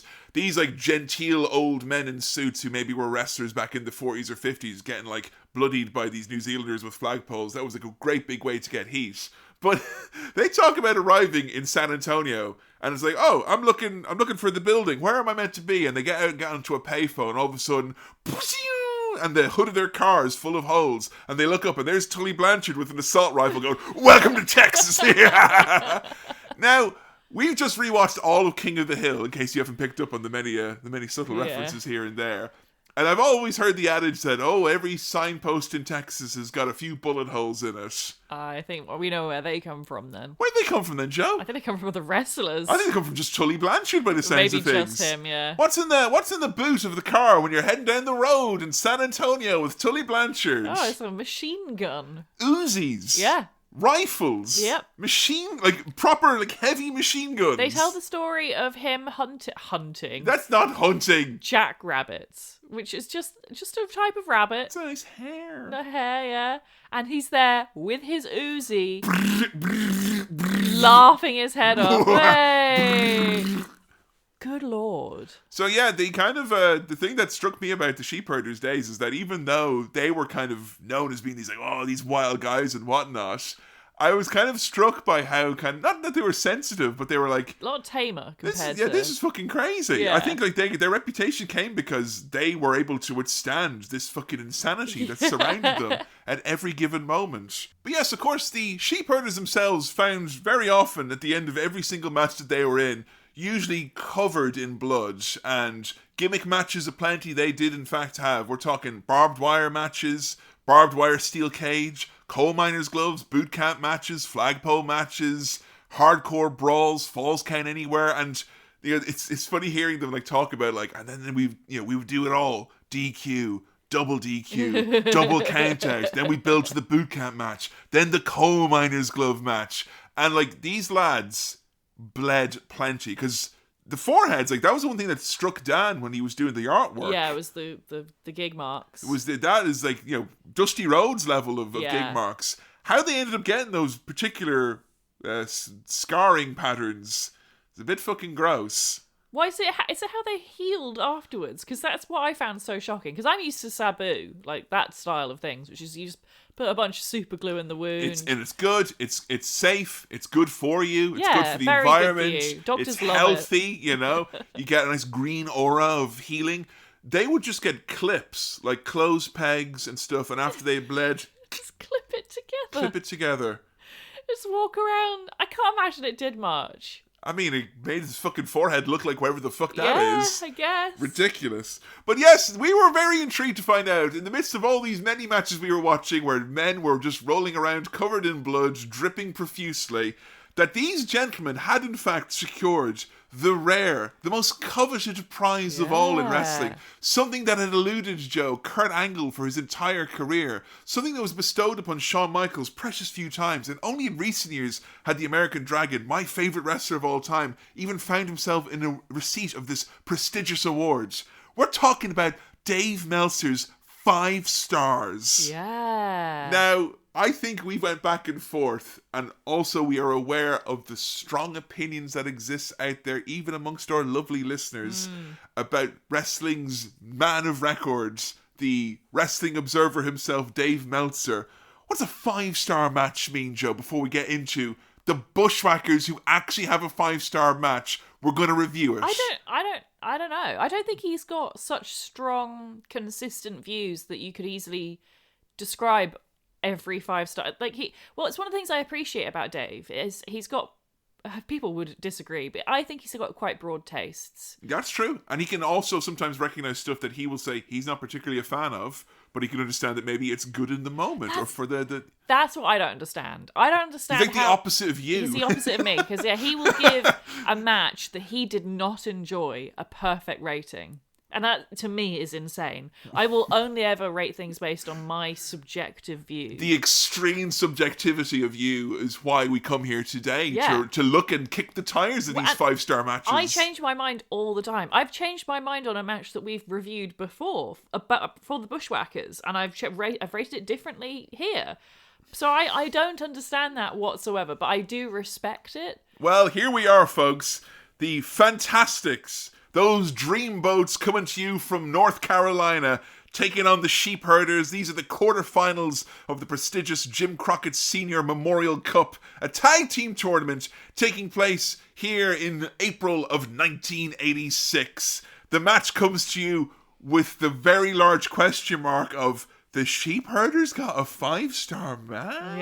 Yeah. I feel like if you really hated Dave, which I don't for the record, the thing about Dave that I like is that because he's so consistently inconsistent, he's like, I've listened to him for so long, I consider him like a viewpoint that I view as being like, I can measure my views or other people's views against. That's it. And not that I agree with it. I think that's what the best critics are, is you don't necessarily have to agree with their views, you just have to understand their views so that you can compare to your own. Yes, because like if Mark Kermode reviews a movie, yeah, I can infer from his review of it what I might or might not enjoy. Because you know what he likes and doesn't like. He has his strong tastes, and that's fine. It's okay if you want to give this 5 stars, Dave. It's okay if you want to say AI is the greatest modern movie of all time, Mark. It's totally fine. I respect it. I don't agree. Yeah.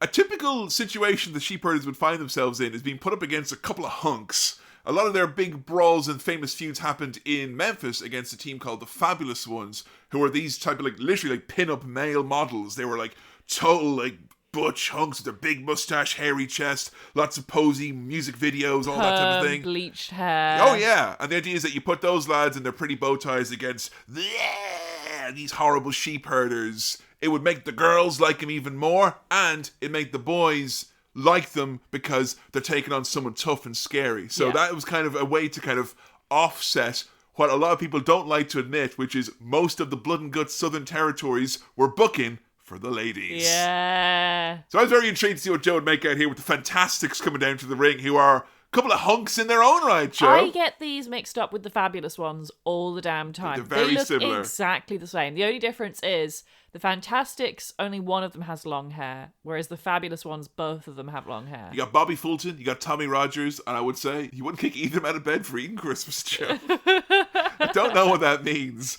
But you want to talk about the old school way of doing things. This is your classic Crockett Promotions setup here. You got that dimmed lighting. You've got a rabid fan base who are here to see wrestling with a capital RASSLIN''G. And what I love most about it is that you have this idea in your head always of this is the real stuff. Vince McMahon and the WWF and what they were giving you was cartoon hot dog nonsense. You want to talk about Gaga, folks. We begin this match with a good 5 minutes of posturing. The Fantastics roll out of the ring and they go, we're going to do the Pledge of Allegiance right here, right now. Woo! So boring. I can't believe boring. It is. I'm sorry. The Pledge of Allegiance is objectively boring. I find it. I don't know if other countries have a thing like that where they recite a boring speech. Oh, so dull. I can't believe they're not doing it for heel heat. I'd work it into I'd be doing a rest hold. And I pledge allegiance to the flag. But I love watching matches like this and seeing the people in the audience, because I usually I listen to crowd reaction. That will determine often how I feel how hot a match is, and that absolutely sways my opinion of it. But with these old matches from the territory days, man, I can't help but look and see, like, people, they get out of their chairs, they go and stand in the aisles, they start shaking the fucking barricades. People are getting their blood pressure up at these damn New Zealand sheep herders. I find it fascinating though, because they don't do very much for heel heat, really. We want to talk about what they're doing, and this is what we noticed. We started watching a lot of promos, and as you said, the early days of the 70s, the Kiwi stuff is a lot more militant and talking like this. Once you get into, that classic Crockett Promotions backdrop, with the white kind of desk and all that stuff, these guys are just doing full-on Bushwhacker stuff. It's just the Bushwhackers. Yeah, 100%. It's the Bushwhackers with blood. That's it. You literally have here, at the start of this match, Butch marching Bushwhacker style on the spot. They're doing it to scare kids. There's kids being like, ah, and they're like, wah, and they're moving their arms up and down. Whoa. Like the promos that they're doing around this time, they're like, whoa, yeah, I'm gonna take your blood and drink it, yeah. Just replace blood with sardines. Yeah. And it's the same. It's the same. Exact same thing. Instead of the licking that they do as the Bushwhackers, they bite. Yeah. It's a the slight same. variant. Yeah, it's just slightly different. But it really made me appreciate, because, as much as it's like fun to see them do that for like kind of, hey, comedy, good times and all that stuff, but Butch in particular, the fans start chanting USA and he like twitches. He is just one of these lads, and you see them sometimes in wrestling. You'll find someone you're like, you know what? They just like, I think Tekla, and this is a weird comparison, I'm sorry, but like Tekla is a new wrestler I've seen recently, only very recently in AEW, and she feels like she eats, breathes, wakes up, goes to bed feeling like wrestling character all the fucking time. It's like just there's no off switch. He feels like that as well, where it's like Lukey's tagged in, he does his stuff, all that. Yeah, he'll do the snarl, the growl. He does great selling in this match.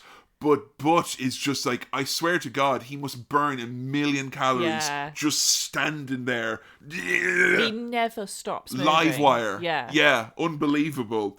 They are way more comedic than you would believe. And what's even more wild about that is seeing them kind of like march around the ring. They'll get hit and they'll like fall over slow, like a tree falling. And the crowd are treating these lads like they're these monsters. I don't get it. But I think you hear like all these stories, and I think it's the legitimacy of like, these lads are nasty, they look weird, there's no one else like them, and how they speak, how they come across. And then if you are a wrestling fan and you read the magazines or you hear the stories or you listen to the commentators, it's like near riots everywhere these guys go. There's pools of blood and there's burnt out cars and there's, batteries and bricks and broken windows in their wake.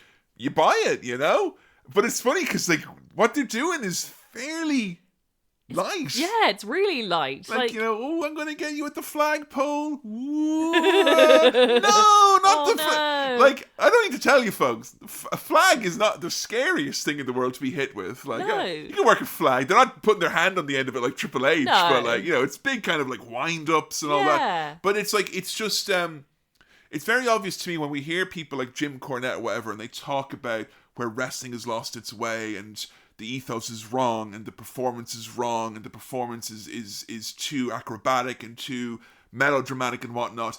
Genuinely, and it's funny because like I remember watching the Wrestling Road Diaries for the Cole Cabana episode with you, and there's a point where he talks to Brian about like, how he loved the match but he wished it was like this back in the day, and you realize that fans of this old style of wrestling, they don't want the wrestling to change. They want the audience to be like it was back then. They want that. I don't think they're like, I want these fucking marks to be worked again. They want that feeling of real investment, of that emotion of seeing a man walking around doing a silly comedy dance, but you feel like he's a threat to America. Because you the guys said the Pledge of Allegiance at the start. And like, this match starts slow and doesn't get particularly fast-paced. Nope. But there is some pretty cool stuff from the Fantastics. They're throwing high drop kicks out on the concrete and stuff like that. And the wrestling itself is solid. Like, there's a couple of bits I really liked. Like, there was some foreshadowing of a blade spot where one of the Fantastics starts rubbing his head as if he started bleeding, but he doesn't start bleeding until 5 minutes later. It's like he notices it, like, And when he does, he sells it. So he's got one eye squinted shut as though it's like swollen. He's Yeah. staggering all over the place like he can't quite see.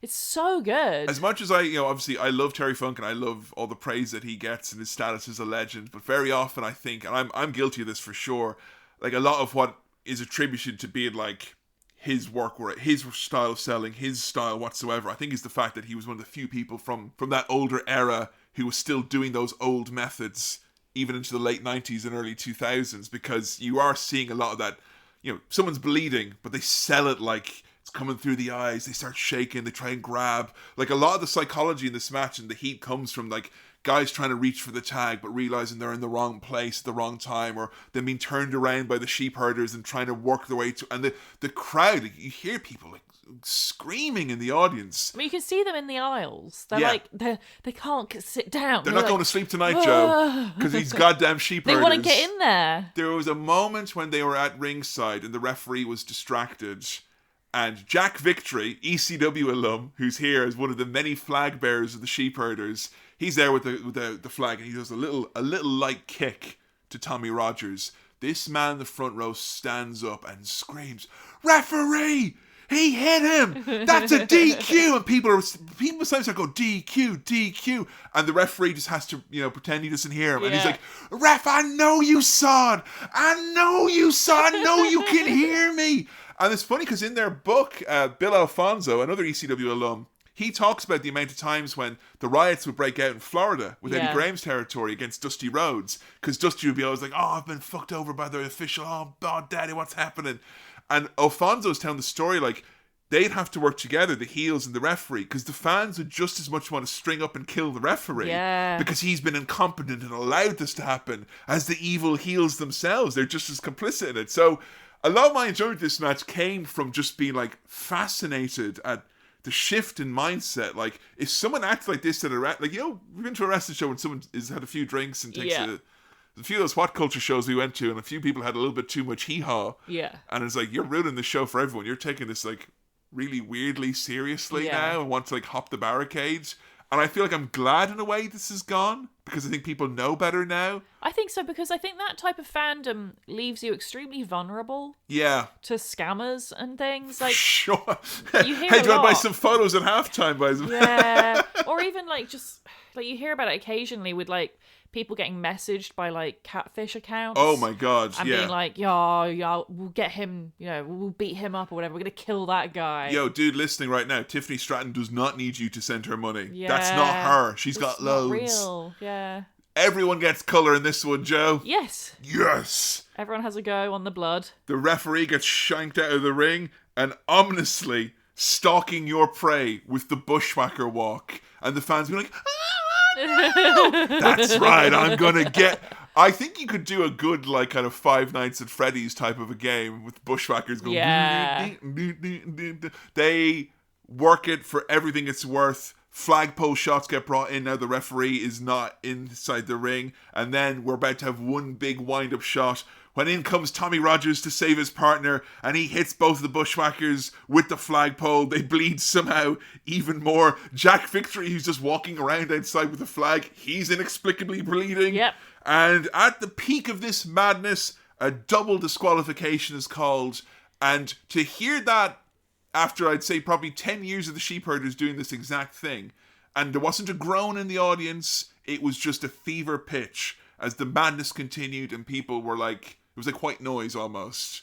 Like they weren't like, if you heard a double DQ now at any WWE show or an AW show, good God, you might kill the whole show. Oh yeah. People are no way. And this, the it's crowd like, was chanting for it as if modern fans chant for tables. Like they want it. They wanted almost this match to end because it had descended into such madness. Yeah. It felt like a disservice to the idea of the wrestling itself.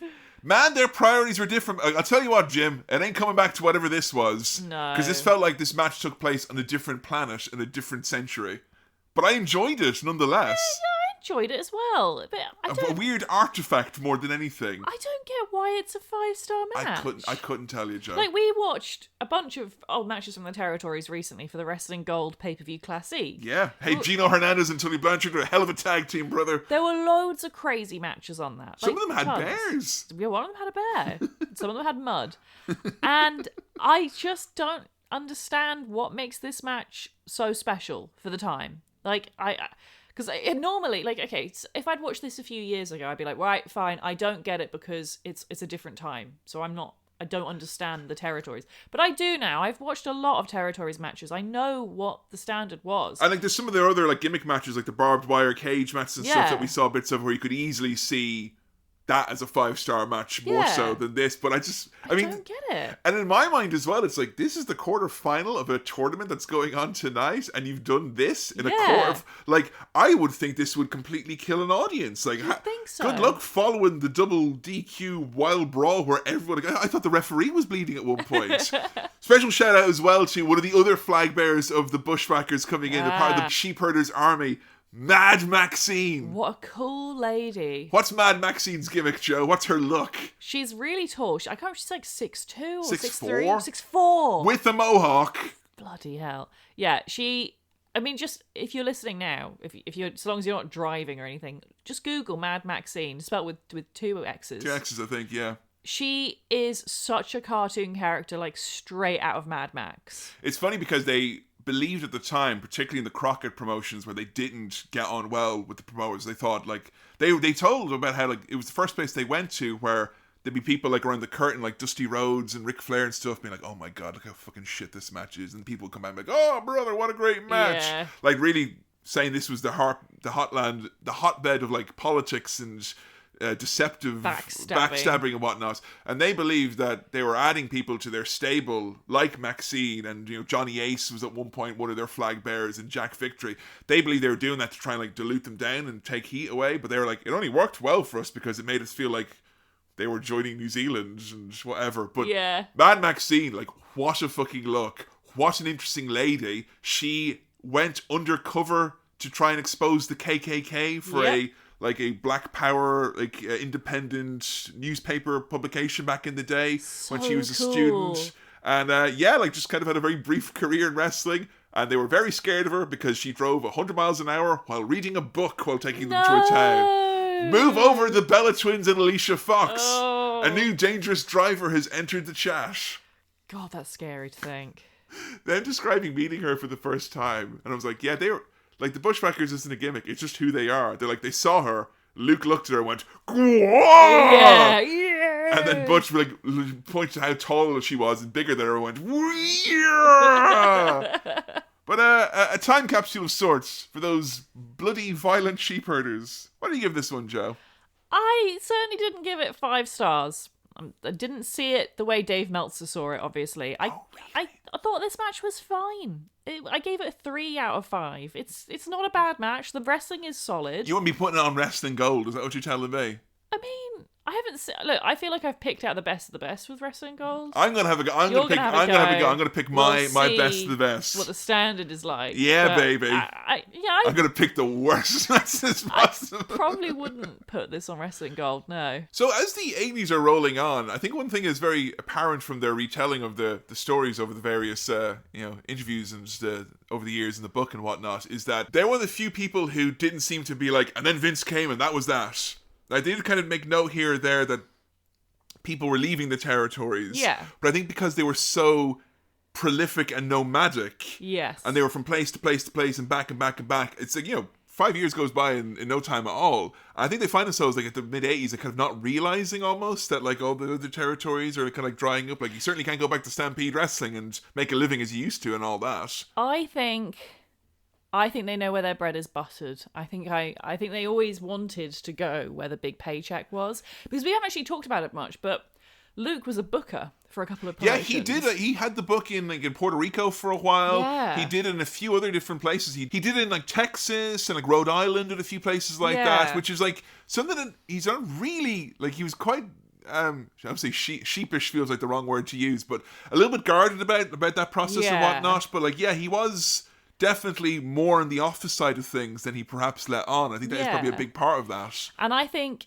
as a result, I think they were maybe hesitant to talk on the downsides of Vince destroying the territories. They don't really mention it in that context at all. Fiercely loyal. They make out like Vince coming in is a good thing because they got paid lots of money. I mean, yeah, they are very quick to criticize a lot of the stuff that's very revered. Like they for instance, like don't have very nice things to say about like Dusty Rhodes, for instance. They're like, when they tried to book when Dusty Rhodes was in Florida, they found it very difficult. They said that he very much like would burn out the fans with the Dusty finishes and whatnot, or that he would often put his own kind of like ego or whatever at the forefront of things. And when they talk about the kind of the consolidation of a lot of the territories in the mid to late 80s under Crockett, they kind of note that it went from being like suits and ties to like guys in, jeans and cowboy boots, pissed drunk flying on Lear jets. And like, Dusty is used as almost like the kind of the example of the excess and the monetary waste. Yeah. Like, guys aren't making paydays, but Dusty Rhodes gets a 180 grand Mercedes-Benz as a Thanksgiving present. And I know there's three sides to every story, and in wrestling there's a few other ones as well that some actually contain elements of the truth. But I do think it was very much a case in point of like the territories weren't as glamorous as like people like to make out that they were, and take it from us because we were throughout their days in all of the territories. Yeah. But the downside of their style is that you gotta get known for a particular type of match or a particular type of doing things. And they talk about the territories constantly being hot-shotted or, being burnt out. A booker is changing, so he's going to blow off all the feuds.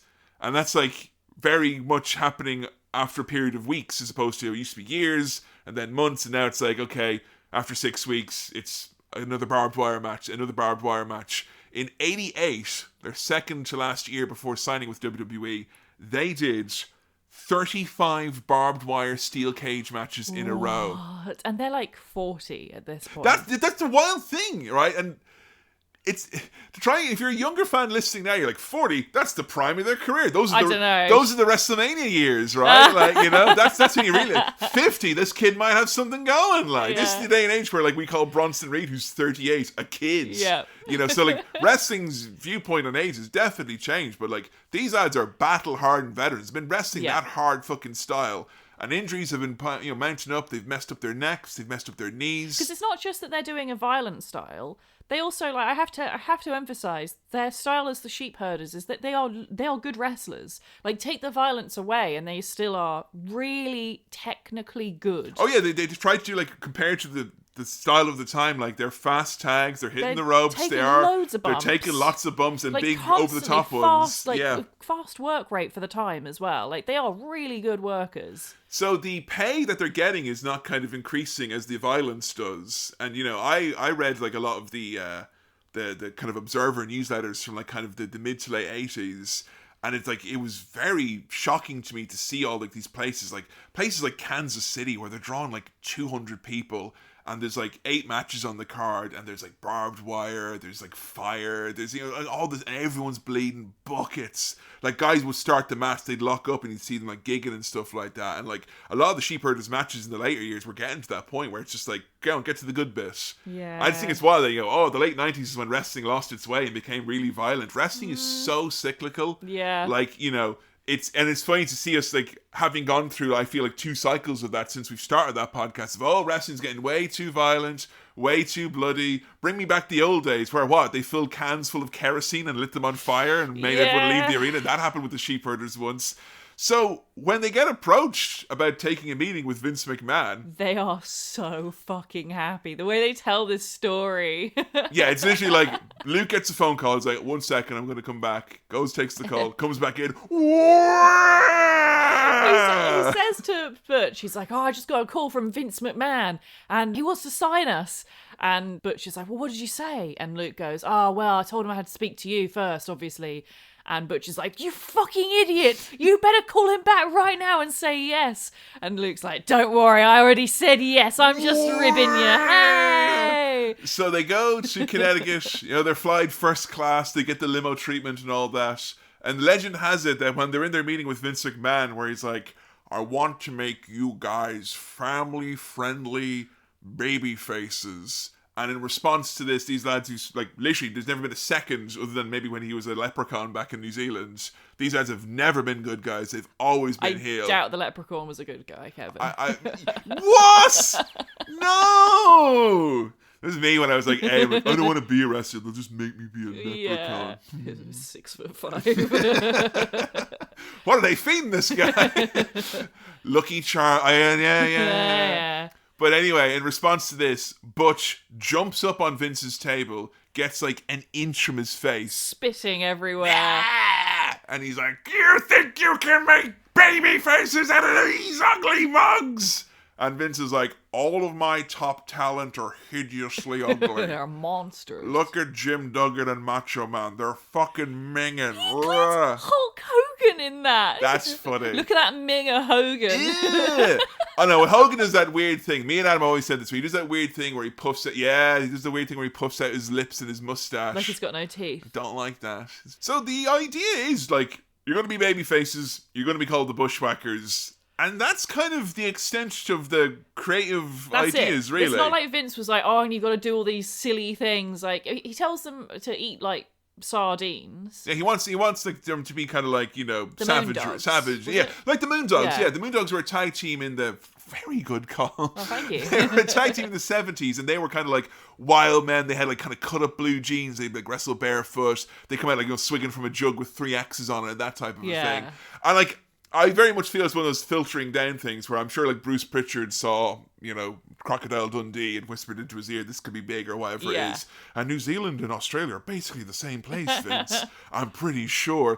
Anyway, so they decide to, you know, go ahead, do some vignettes with them. They never say it expressly in the book, like, oh, and we were going to take it easy. It was going to be a light style. But I think, like, they knew what Vince was offering. Like, Vince, at this point, this is 89. Yeah. So at this point, we've had 5 straight years of merchandising, dolls, you know, action figures, lunchboxes, Saturday morning cartoons, music videos, MTV. Like, the scene is very much set. They're not coming in like a lot of the guys who came in from the territory days, like, you know, like a Piper or even Hogan.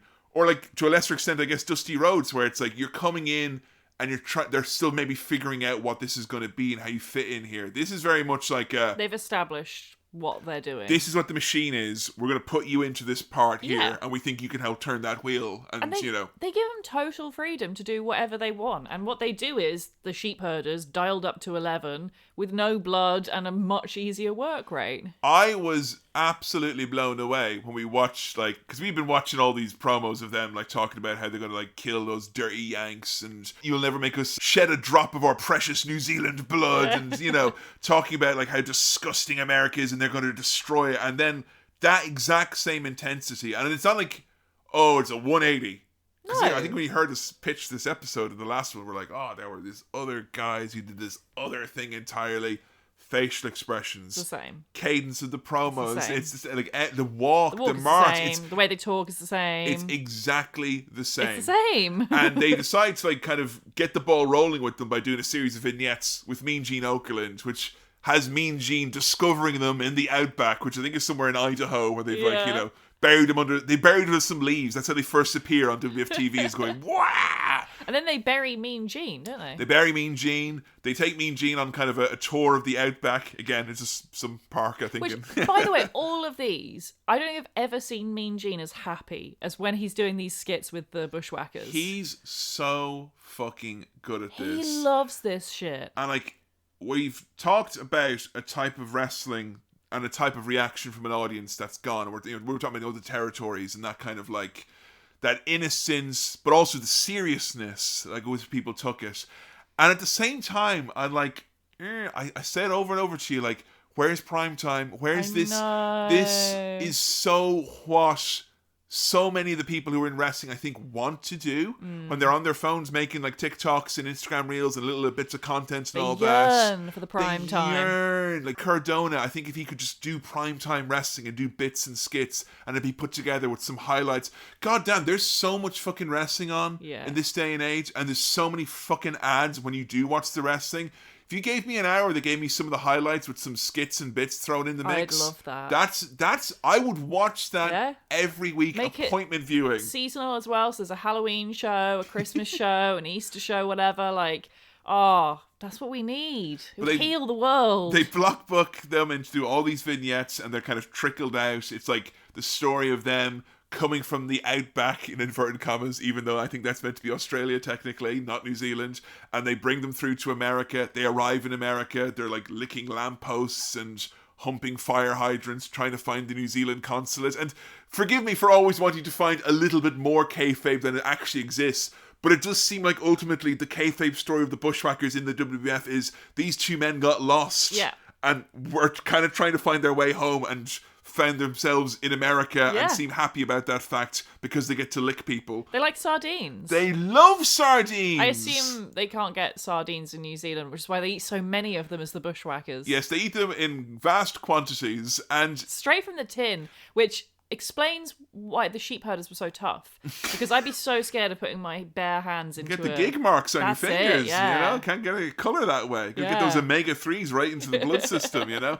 But yeah, like, they're doing things like, straight away, that are Vince McMahon's favourite things in wrestling. Yeah. Food fights, fart jokes. Whenever they decided to grab someone and lick them, that's it. Like, I think that originated from, like, they wanted them to do at one point this kind of like the traditional Maori greeting. Oh, the hongi? Yeah, where you like press noses together. Yeah, it's supposed to be very respectful, kind of like loving almost. And also like a traditional Maori kind of solemn thing. Yeah, yeah. And I think the amount of times where they do that and then they kind of stop and they awkwardly look to the camera like, whoa, what are we doing? So they tried to move away from that. But so much of what they do is just exactly what they were doing as these monsters. Yeah. The entrance, which I think is greatly aided by the fact that Jim Johnson wrote one of the all-time bops in it's so good. Walkabout, which again is an Australian, actually an Aboriginal thing, Walkabout. Yeah. Which was, again, forgive if anyone's listening from Australia or New Zealand who is annoyed by any of the verbiage we used while trying to find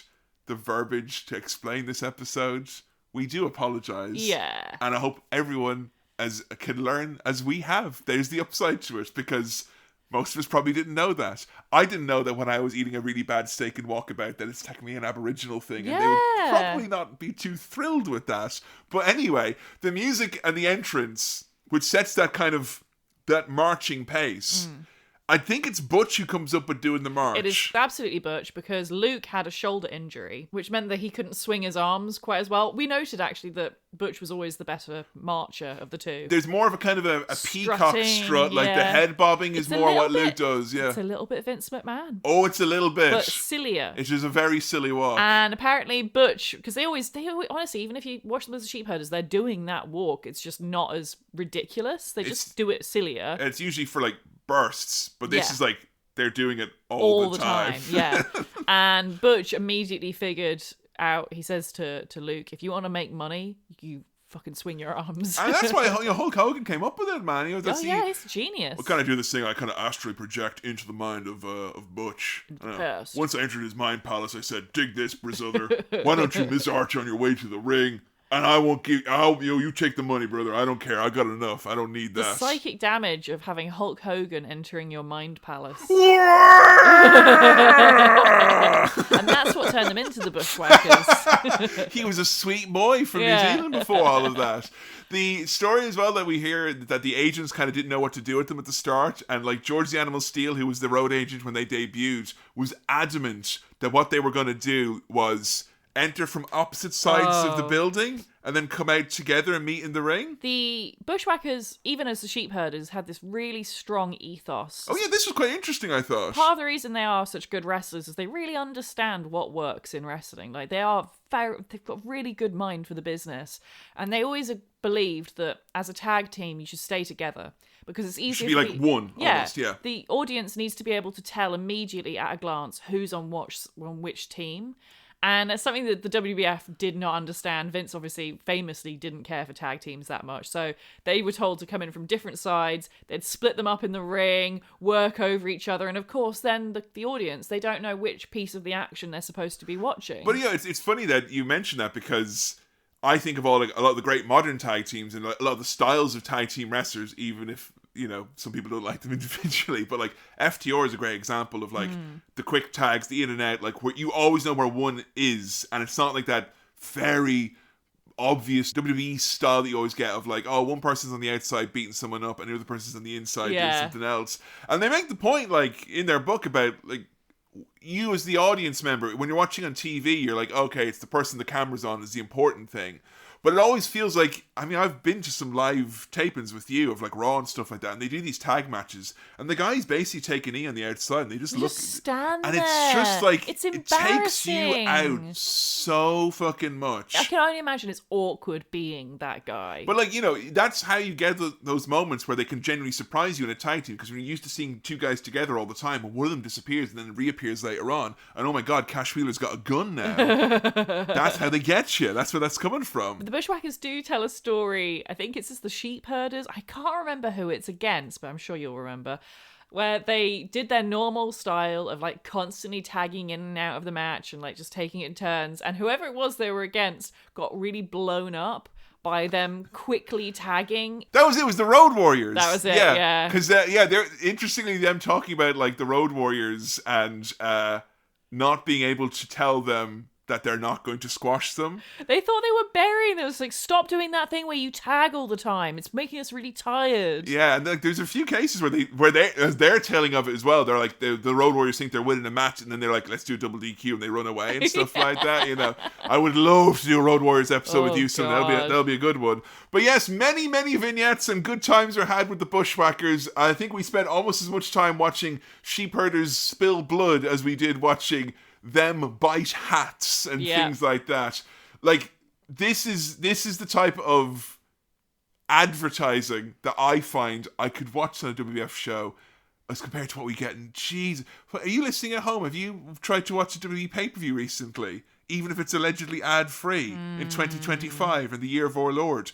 Wouldn't you much rather have the Bushwhackers on screen in character demolish 8 ice cream bars and smear them all over each other's faces and then eat the remaining bits off each other's faces? Wouldn't you rather Bushwhacker Luke lay in wait camouflaged in Toys R Us as Mean Gene Okerlund tells you you're entitled to a free signed photo from the they're eating sardines again. Great fucking stuff. Do you think they had to throw away all the toys because they had sardines? I mean, they fucking demolished those toys. Those WWF squirters were never the same again after that. Any particular highlights of you? Because I loved when they were on safari with Bobby Heenan and Gorilla Monsoon, because I got to see Butch eat hay. That was funny.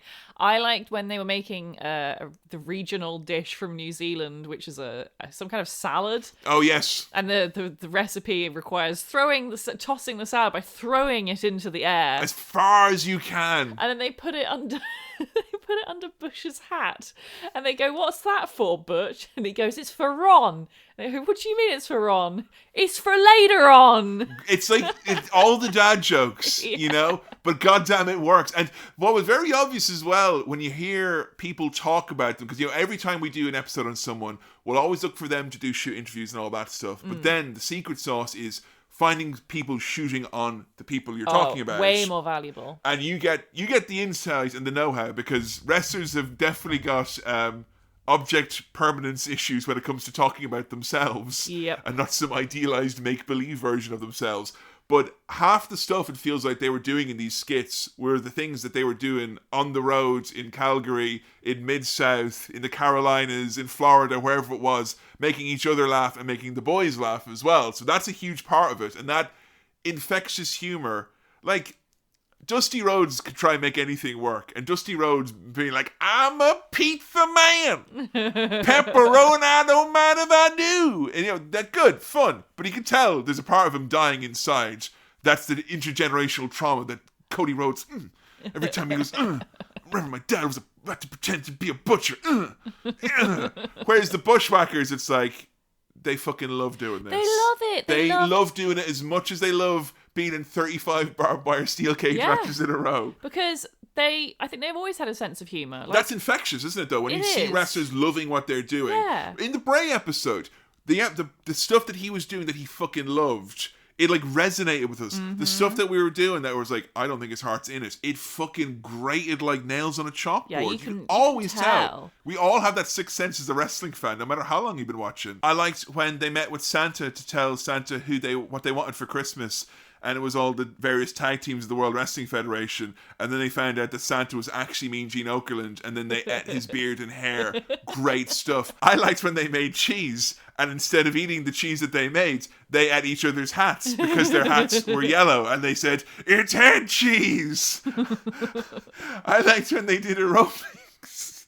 Aerobics with Jane Fonda, wasn't it? I liked when they went lingerie shopping. It was for their mum. Mum will look really good in this, won't she? She'll look beautiful, cousin Luke. It's like they have a cheat code for comedy because it's like, you just get this lad and put him anywhere. Yeah. It's like, if he goes to the shops, I'm laughing, like, you know? But it's like R-Truth, right? I feel that he's always gotten such a joy and he's got such a skill for making other people laugh.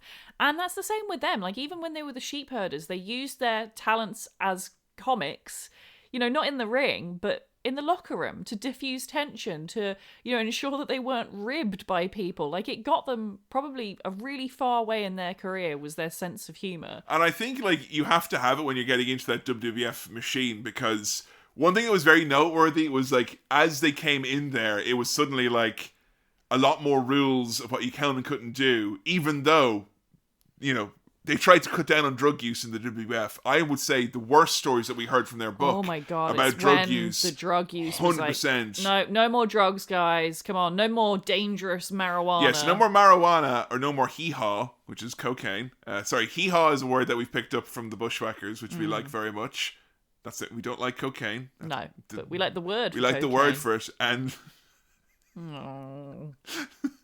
the word for a semi-erection, which is a half silly. Yeah, which implies the existence of a full silly.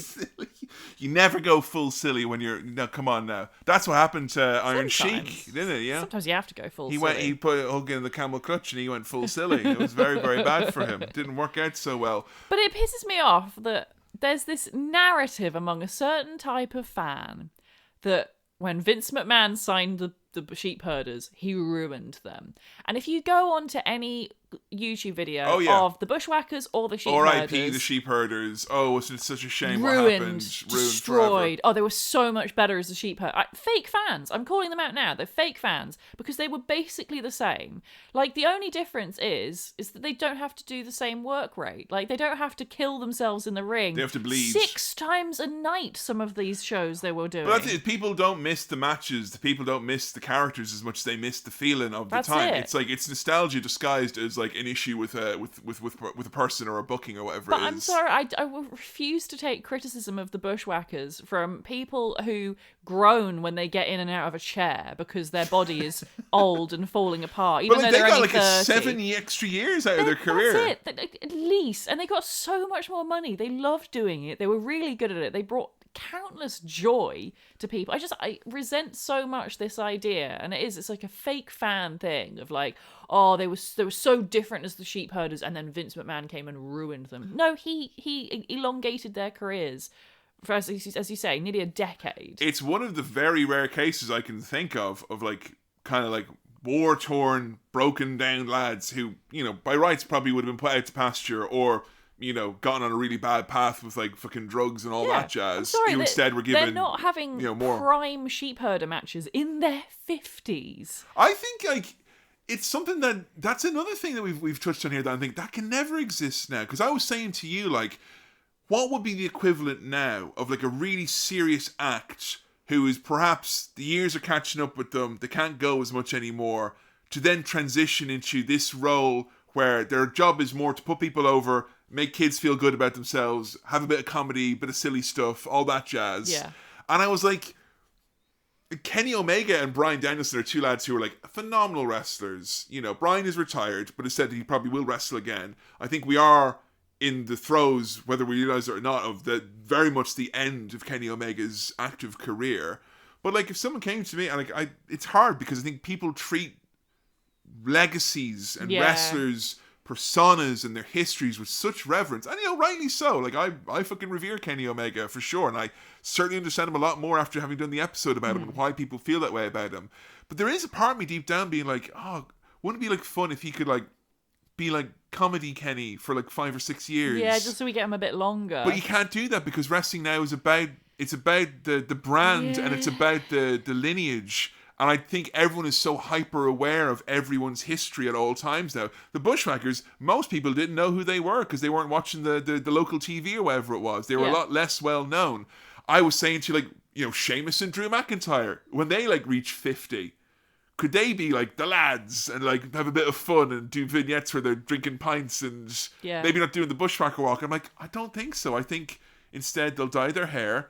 They'll take some drug or some newfangled cryotherapy. They'll take some stem cells and they'll try and be what you remember them being 20 years ago. Yeah, even when they can't really go anymore. I wonder if there is anyone in wrestling who would be hey, you know what? Because I don't think many people want to be hey, you know what? I'll be the silly salmon now. I'll be that kind of ridiculous wrestler. I genuinely believe that part of that is due to the fact that culturally now we don't make content for children in the same way as we used to. Wrestling is no more so than most things that were for kids when we were growing up. Something like 40% of all toys that are sold now are not for kids. They're for adults. Exactly. So and I think Marvel has to be not just for kids. Marvel has to kind of be mostly for adults, but maybe with a news for kids can watch as well. I think we were very fortunate that in the 90s we were in a golden age of culture for children. So much content in the world was for children. And I think that's part of the reason why it became so countercultural in the late 90s and the 2000s of being not that for kids anymore. Kids is lame. And it's a shame that we've never really come back around or given any leeway to children since. It's just no, kids exist not on the internet now. They're everywhere. Whether or not we want them to be online, they are. It would be nice to maybe have, I think, a spin-off show for WWE. A Saturday morning television show. They tried that very briefly once, but I think it is, there's most times where I would watch a wrestling show and I would we're having a kid and I would think there's a lot of people out there who kind of were oh, well, you'd never show a child AEW. I'm yeah, probably there's a lot of it I wouldn't show them, but I wouldn't necessarily sit them down in front of WWE and be there you go, Junior, and it's perfect for you. And I don't know. None of it's really. But then again, I grew up on a diet of wrestling that was explicitly not for children. Yeah. And if it was for children, I would have rejected it because that was the late 90s and the whole viewpoint at the time, Yeah, it's a shame. I think I'd love to see AEW try and come up with a kids show that's, maybe just half an hour long. There's so many spin-offs in wrestling right now that I feel surely someone somewhere, 1 hour of your thousands of hours of TV could be for kids. Children, that's all.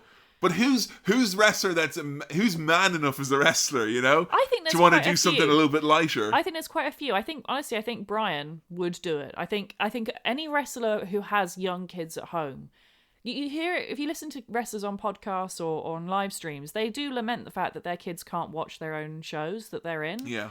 And I think there's a lot of wrestlers who would happily put on kids content if it meant that their kids could watch them in a wrestling match. Yeah, I think there's a giant gaping window there, because I think one of the reasons why it's so hard for people to kind of take the Bushwhackers as anything other than some sort of an insult to the legacy that they had beforehand is because it's not viewed as a success when you change what your legacy is. But I think they get two legacies this way, you know?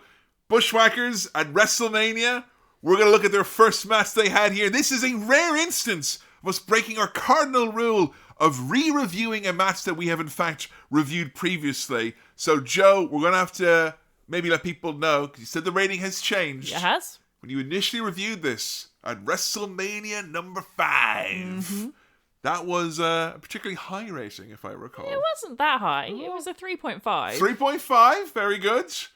What was your drawing into this match? What was it about this that helped you? Because I feel this instigated the Bushwhackers episode happening. It did. It was mainly just that they were very cute, and I'd never really seen anything I'd never really seen them much before. I was just so taken away by how silly they were and how much fun they had. Is it not just because they're having a lovely brunch here with Lord Alfred? That definitely set the scene. Yeah, because I will say, I was keeping my eyes and ears open throughout this whole research process about anything that Baby would react to.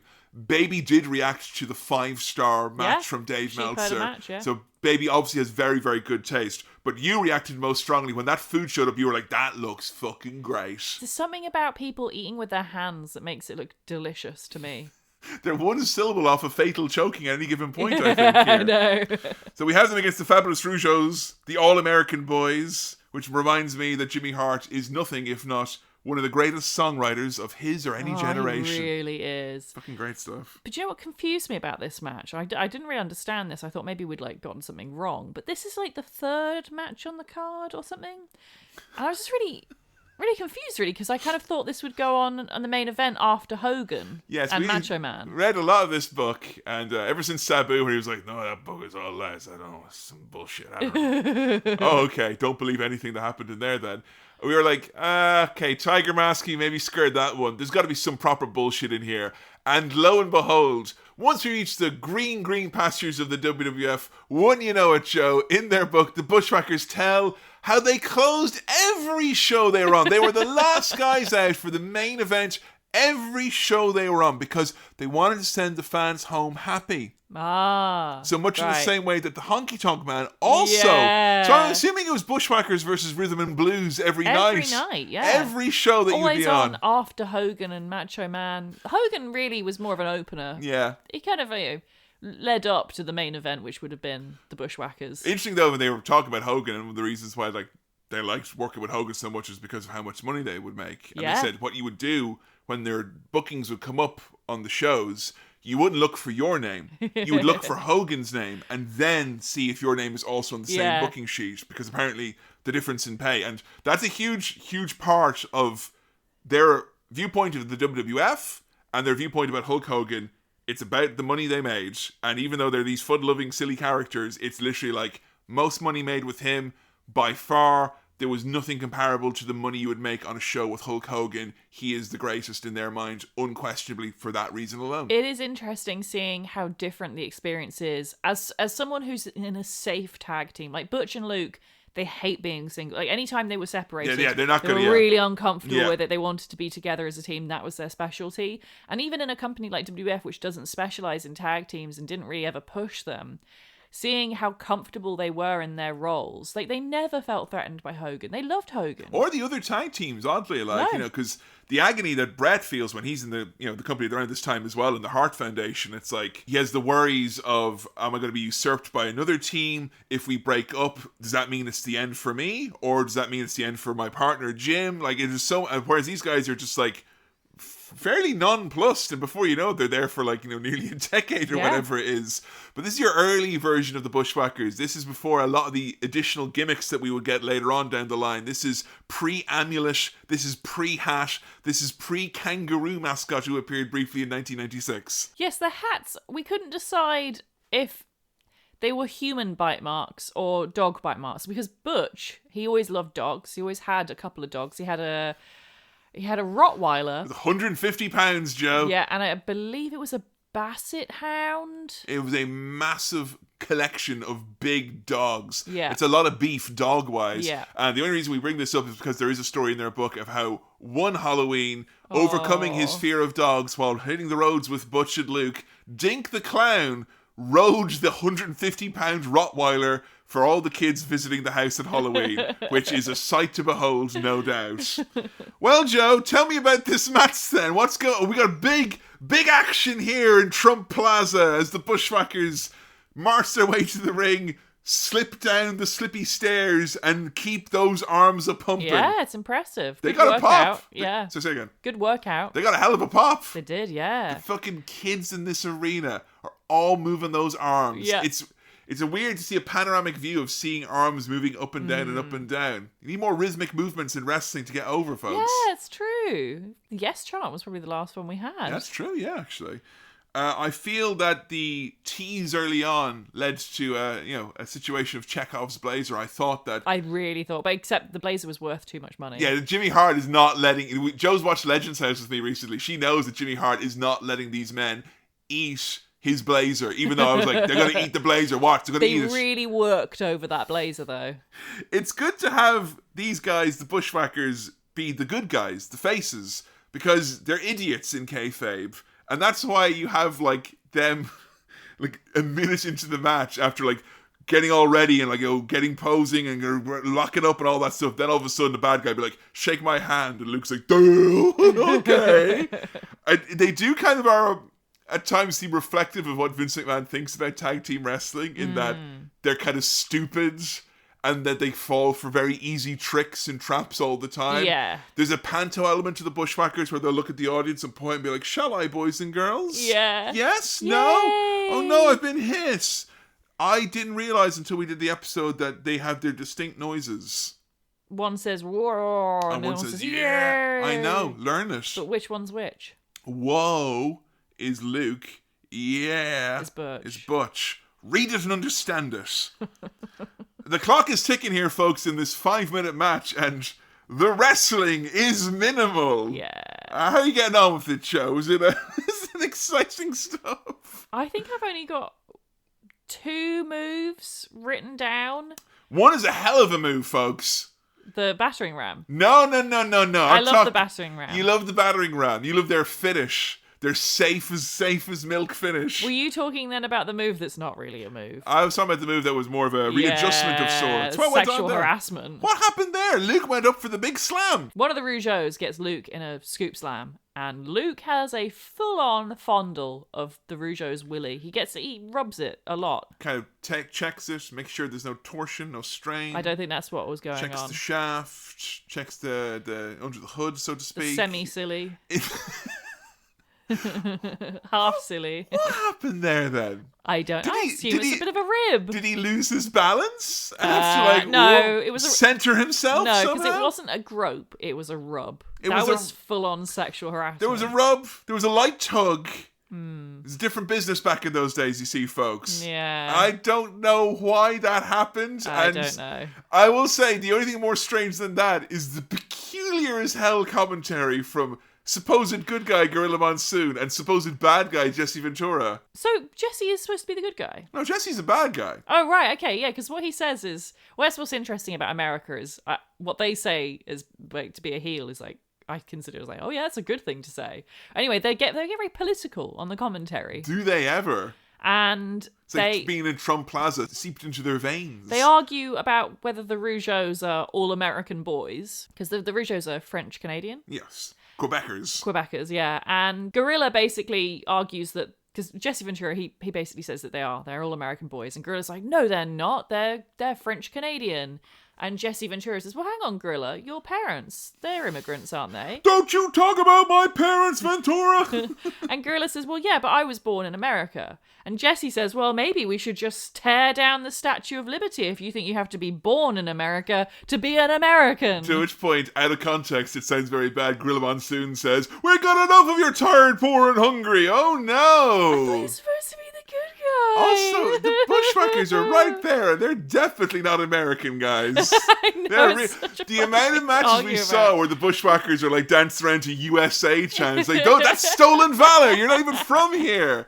We heard a story from Jim Cornette at a shoe interview about like how when the Midnight Express worked the sheepherders up in Canada, that they managed to get the crowd to go, Canada. And they're like, no, not Canada. I'm fascinated by the fact that I assume it's because we're in Trump Plaza, but everyone in the front row is wearing a full suit. Oh yeah, they're not phones to look at, unfortunately, so they're forced to watch the in-ring action instead. It's fascinating to see, especially classy affair. Because the Bushwhackers as well. It's like, these bored businessmen be like, I wonder if they had any strict instructions not to lick the gas-like hair of Donald Trump. Like, that's not allowed.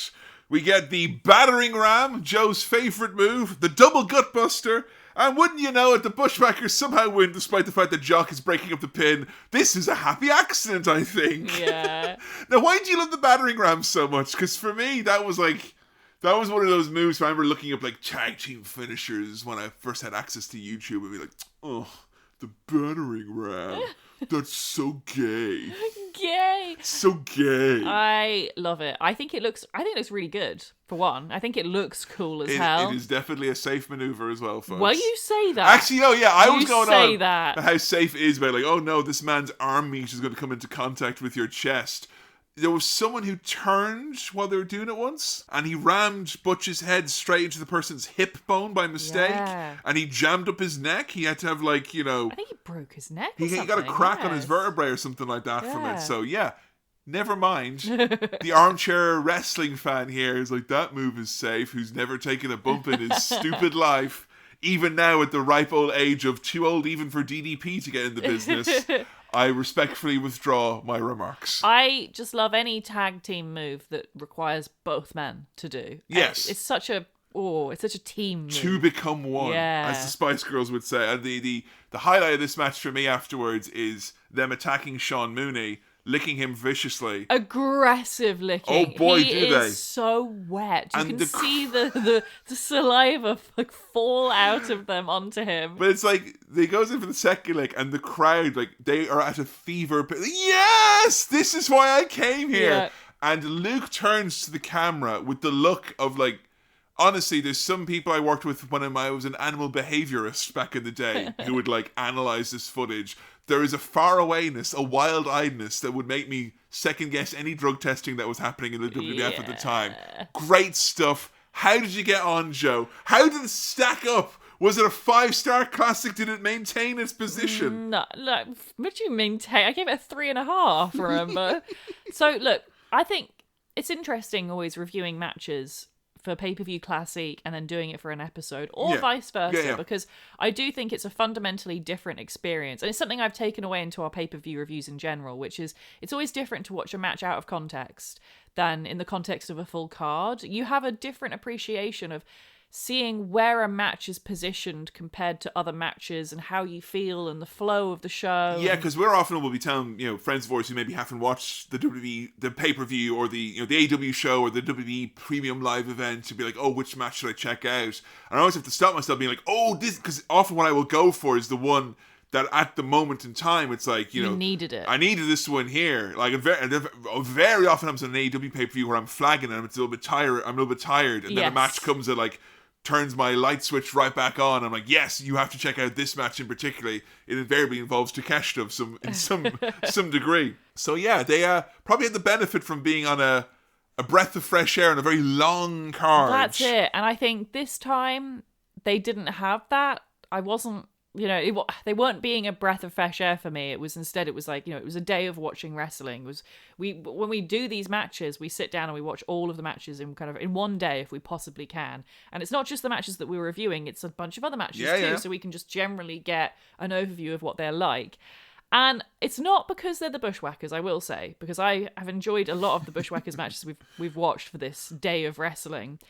But this one, in the context of the other matches we watched, or the sheepherder matches and the other Bushwhackers matches, I didn't like it as much. I gave it a full star less, 2.5 stars. It was fine.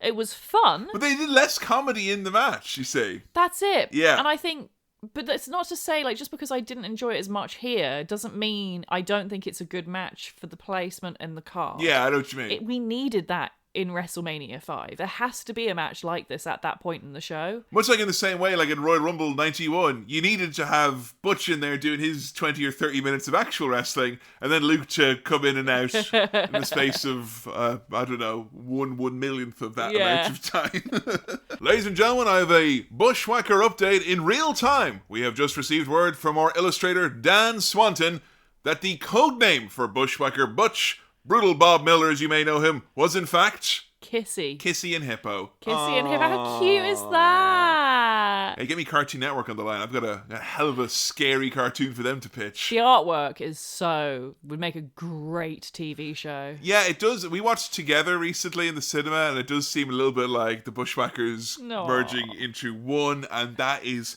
totally fine. So, when it comes to their tenure in the WWF, they are very, very quickly realized, like, we're not here for tag team championships. Like, I think, Some of the comments on YouTube. They should have given them the strap, brother. They never brother. got the gold. Fuck off. They're like 50. They claim in their book, and this is another tale as tall as the man you're listening to right now on your ears, is that they were going to win the belts on 2 separate occasions. One time against the Brainbusters, that's Tully and Arn, former Horsemen.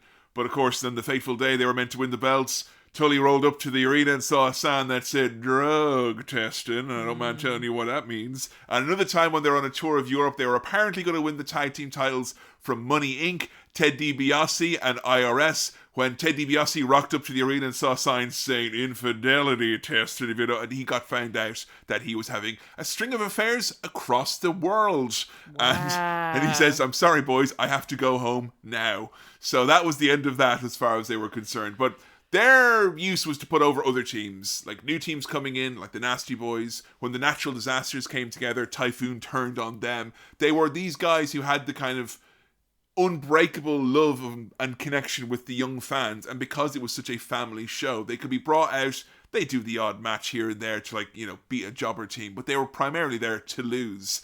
There was one little bit that I did find myself being really, like, thinking a lot about was when they were using it to put over Rhythm and Blues, Valentine and the Honky Tonk Man, and boy oh boy did those boys get beat up with guitars hard style, like a double Jake Roberts job if I ever saw one. There was a segment we saw of them on the Brother Love show, where Brother Love brings them out to laugh at these two silly idiots, these goofs, for, you know, being hit in the head with guitars, ha ha ha.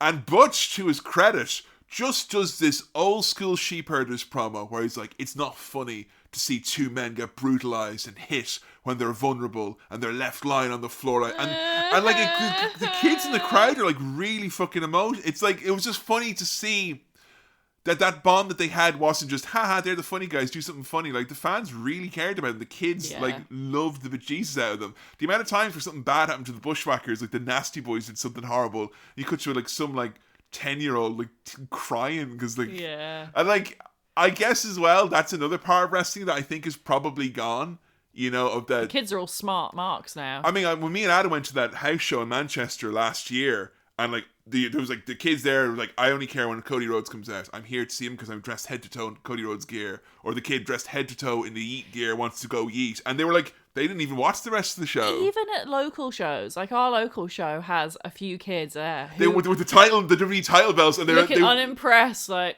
And then some of the chants, like some of the stuff that gets yelled. Honestly, the worst of it is from children. Yeah, the kids are like, you're not as good as Roman Reigns, like. Yeah, you're right. Oh. On with the show. Like. But yeah, I do feel it was just worth it, kind of noting that kind of connection they had. But a connection that they had that I thought was very interesting. And again, really put into perspective why they viewed WWF with such, like, they view it as like the be all and end all in terms of the overall arching story of their careers. Was they did like a homecoming tour for the Bushwhackers going to New Zealand in like early 90s, like 91 or 92.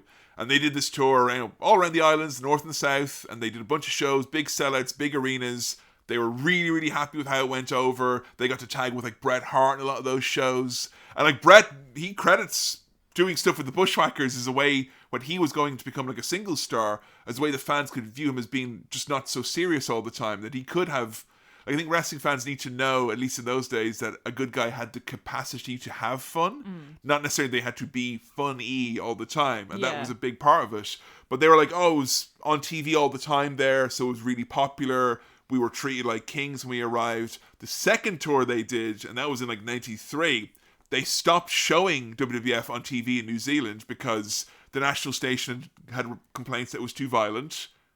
93 wrestling, Doink the Clown, too violent. And when they came there, the houses were dead. They were empty. Wow. There was no, like, you know, they had like, you know, hundreds of people in 5,000 seat arenas. And this is the WWF, like, which even in its, you know, reduced form in the mid 90s was still kind of big business or whatever. And they said that was solely down to TV, and that wrestling was at that point and forever would be a TV product, and that was what they lived and died on. But I think it was their loyalty to Vince McMahon and vice versa was what led them to have such a long tenure there. There's like years go by where they have like very few matches. There was this really weird story we found out about where Butch, throughout most of, I think it was 94, wasn't on the road, but was being paid a retainer in case he was called as a character witness for Vince McMahon's trial against the federal government. Yeah, and he was paid as much. As if he was on the road. As if he was on the road. Isn't that weird? That's fucking... Oh, it says a lot that, like, this lad, he'll go down well with the jury. Yeah, well, to be fair, he probably would. He seems like more down to earth than a lot of the other kind of over-the-top wrestlers, I guess. That was part of it. And I think it's hard because I think he's one of those guys who always seem to be in character. But I bet he can turn that on and off. Oh, yeah, for sure. So they find themselves still like one of the last links between the Hogan era and the new generation. They're still there in like 95 and 96, putting over the likes of Well Done and the Body Donnas to lessening, and like seeing them in the smaller and smaller arenas, like kind of they're still the same, but WWF is just getting smaller around them. their very last run, and I only mention this because of a weird-ass thing we found out along the way, they had, like, I think 20 matches in total, including house shows across 95 and 96. Their last matches in 96 only took place because they had opened a restaurant in Tampa and they wanted to be able to promote it on TV. So they came out for like 1 or 2 matches just so Vince McMahon would be like, the Bushwhackers have the Bushwhacking Down Under restaurant. And I only mentioned this because there was a thread on Reddit of people who'd been to the restaurant. It was meant to be like good food, kind of, like kind of Planet Hollywood type of, wrestling merchant on the wall and all that stuff. The food would be good given that Bush owned like 2 or 3 restaurants. Yeah, he was in the business. Apparently Butch would keep coming to your table telling you new verses of there was once a woman who had a fly and whatnot. But the opening gala was a who's who, Joe, as the likes of Goldust, Waylon Mercy, and Hunter Hearst Helmsley showed up for these Bushwhackers. It's just Waylon Mercy at a Bushwhackers restaurant opening. Funny. Put that in your heads. But look, there was a reason why we came here to this episode. In a roundabout way, it was almost always about getting to this point, which was a special match that I was very excited for Joe to watch. Special match for me. A special match so special that I wouldn't even tell you what the match was until we sat down. And I defer to you, Joe, to take us through a match that many consider to be one of the worst matches in the history of... Are you serious? It's right up there, Joe. Up there with Stinky, Winky, Sleazy and Cheesy versus Inky, Winky, Minky and Dinky or whatever. That's not their names, and you know it. Put some spec in Dink's name when you say it. Okay, this is Bam Bam Bigelow, Bastion and Booger, and the Head Shrinkers with Luna Vachon versus... Be serious. Luke Doink, Butch Doink, and Doinks on a Mission. Doinks on a Mission? The build from this was meant to be like Doink the Clown is going to put together a team to take on Bam Bam Bigelow, who he's been feuding with seemingly forever in 1993. I love it. What best run ever. And like the video for this was really scary because there was 4 Doinks on the screen being like, oh, and Bam Bam's like, hey, come on, I just want to be arrested. Why is this happening? I hate this. I love that Doink at this point is supposed to be a face. He's so scary. It's not even Matt Bourne. What's your excuse? Wait, this is Matt? I swear this is Matt. I don't think so. By this era. I don't know, I got a sinister energy from this Doink. I guess case in point as well, the fact that he doesn't show up for the actual match. It's like, that's probably Matt Bourne. Yeah. We start the match with a "We want Doink" chant. It's like Flair is left during the Jim Herd era in WCW. This crowd has been promised Doink. They've been given 4, and they're not happy. They're not happy. They are like, it's funny that you brought out 4 clowns and you made the crowd more angry somehow, some way. Joe called bullshit in the pre-match promos, by the way, where we had the bad guys tearing into some turkeys, where Bam Bam's like, I don't care if you've got 100 Doinks, I'm going to beat them all. You know, he had the Samu and Fatu, Rikishi were there, chomping away on the turkey carcasses. Bastion Booger, though, doesn't know how to work it, Joe. He kept not eating the turkey. He was just like mashing it around in his hands. Your whole gimmick is that you eat things, man. Get with the program. Eat the damn turkey. Luke Doink is really scary. But they're all quite scary, aren't they? Butch Doink is also really scary. The clown makeup on the gigged foreheads of Luke and Butch, and him doing, when he does the Butch program, he goes, wah! And he's got clown. I didn't have a clown phobia. Now I'm like, yeah, I get it, man. I get it. Doink's on a mission where I must say, before they're coming out, Vince McMahon going, we anxiously await 2 more Doinks. I must remind you, Brain, that we will have 4 Doinks in this following a matchup. Oscar does not look like he's enjoying being a clown. Oscar he doesn't understand it, but... Mo doesn't like it, but Mabel... oh my god, he pulls off the Doink. Very happy. He really works it. We've got quite a prototypical Juggalo thing going on here. We do a little bit here, they really kind of suit it. Well, although I was very annoyed they didn't go Doink, there it is, instead of Whoop, there it is. I love the entrances, because for the Bushwhackers and for the Men on the Mission...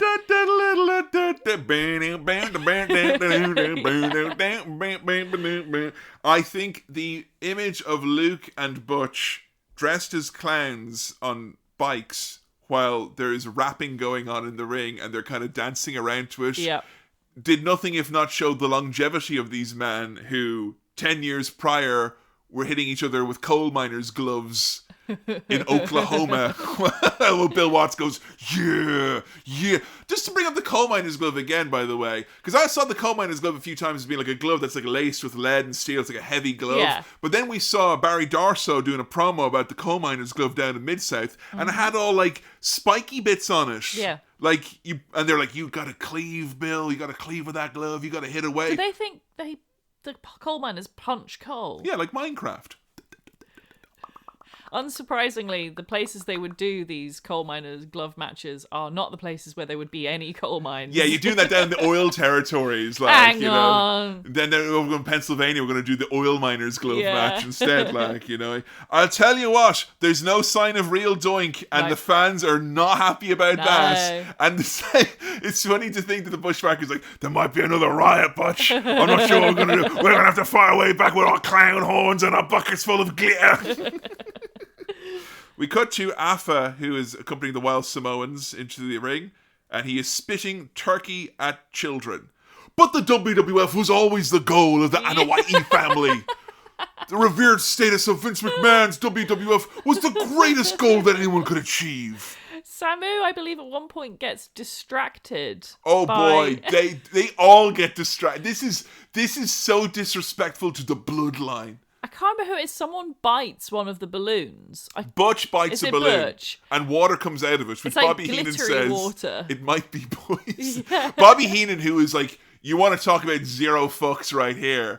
Oh my god, that man is out the door, it feels like. But Samu gets eliminated because he's distracted, so Yes. Luke gets the pin. Yes. So that's the serious Samoan, like... Bam Bam Bigelow works over Butch, to which Joe went, "Baby's moving, yay!" I think you were worried you were like, you know, some sort of snob was growing inside of your womb right Yeah. now. It's good to know. It's okay. Yeah, baby has broad taste. Baby likes trash as well, Yes. okay? Baby likes to find things, and whatever this is as well. The Gentle Sit by Bastion Booger, who comes into the ring, whose gimmick is he's meant to like sit on people. That man kneels down more gently than Yeah. Alan Partridge taking a knee. Oh my god. The battering ram, the leg drop. My god, Bastion Booger is gone. Fatu gets distracted by Butch at one point with a piece of turkey. Yes, this is the point in the match where it gently It's just descended into fetish content. Madness. Because there was a lot of wet and messy stuff going on here. And then meanwhile, Yeah, Mo... hang on, let the turkey leg dangle out of your... Yeah, that's right. Then while they're distracting people with turkeys, Mo brings in the clown scooter and just starts riding around the ring. You say that. That man is like... He's never scooted before in his life. Oh my god. Gently going In around. fairness, the ring is full of bananas and turkey bones and wet fucking balloon remnants and whatnot. Yeah, we've got food everywhere. There's a whole turkey carcass in the ring. There's a pile of bananas. There's 4 clowns. A guy riding a scooter. I fucking love this match. Yeah, Kevin. there was, of course, as well, in front of all of that, there were also botches. Yeah. Mo got a side slam where he nearly landed on his head. Yeah. And like, in fairness, there's loads of shit in the ring, so anything can happen, I guess. Fatu goes for a pin at one point, but gets distracted by a banana skin. And then he trips on it, and he gets eliminated. Again, one of the original members of the bloodline, the WWF was always the goal. Only there could the Islanders be respected for the true legends that they are in this business. Vince McMahon going, "We've seen everything." And then sad Bobby Heenan groaning, "No, Vince, it's still going on, I'm afraid." Bam Bam Bigelow on his own, who looks furious. Yeah. That this is a man who's going to be the next Hulk Hogan at one point in his career. Oh. There's another episode we got to do. Luna Vachon going, "Yeah, no!" Selling the glitter. Yeah, because Luke and Butch are like, "Wee, wow, threw glitter on you, mate." Great And, stuff. Yeah, because she got glitter on her, Bam Bam, he gets distracted just when he's trying to pin Luke. And the idea is that we're all going to climb on top of I Bam love Bam. this. What a cute It's idea. a clown pile. The Bushwhackers are both like, they both like really dangerously like cascade off. There's an avalanche. Because they're only little. They're quite short compared to some of the wrestlers in this. That is true. And Mabel is on that pile. And it's a tall clown pile. It's a tall, round pile for sure. My algorithm determined, Joe, that this might have been your favourite wrestling match I of think all it time. is. I gave it 5 stars. It's perfect. It's a perfect match. The crowd are so... Like, what's so funny about it? Like, it generally... If Neil Hamburger was a wrestling match, it would be this. Because it's all... And, like, it's all of these, like, hijinks and there's all these, like, half-arsed attempts to make you laugh. And the crowd start off by being like, we want Doink. And they get worse from... Like, at the end, they're just like, seeing this audience... Because they sold this out, obviously, ages ago. And this is 93. This is right... We're like, whoa, it's going to get bad. And you can just see this audience full of people. And I've never gotten the sense of discomfort from an audience at this. Other than like Kurt Angle's retirement match against Baron Corbin, I've never felt this many people go, I don't like this. I don't think I'm coming back next year. Like, people are making other plans. I have new interests now. I don't like wrestling anymore. I don't like comedy anymore. And yes... I don't know how, but somehow Butch has blood on him. Yeah, he gigged or something came through.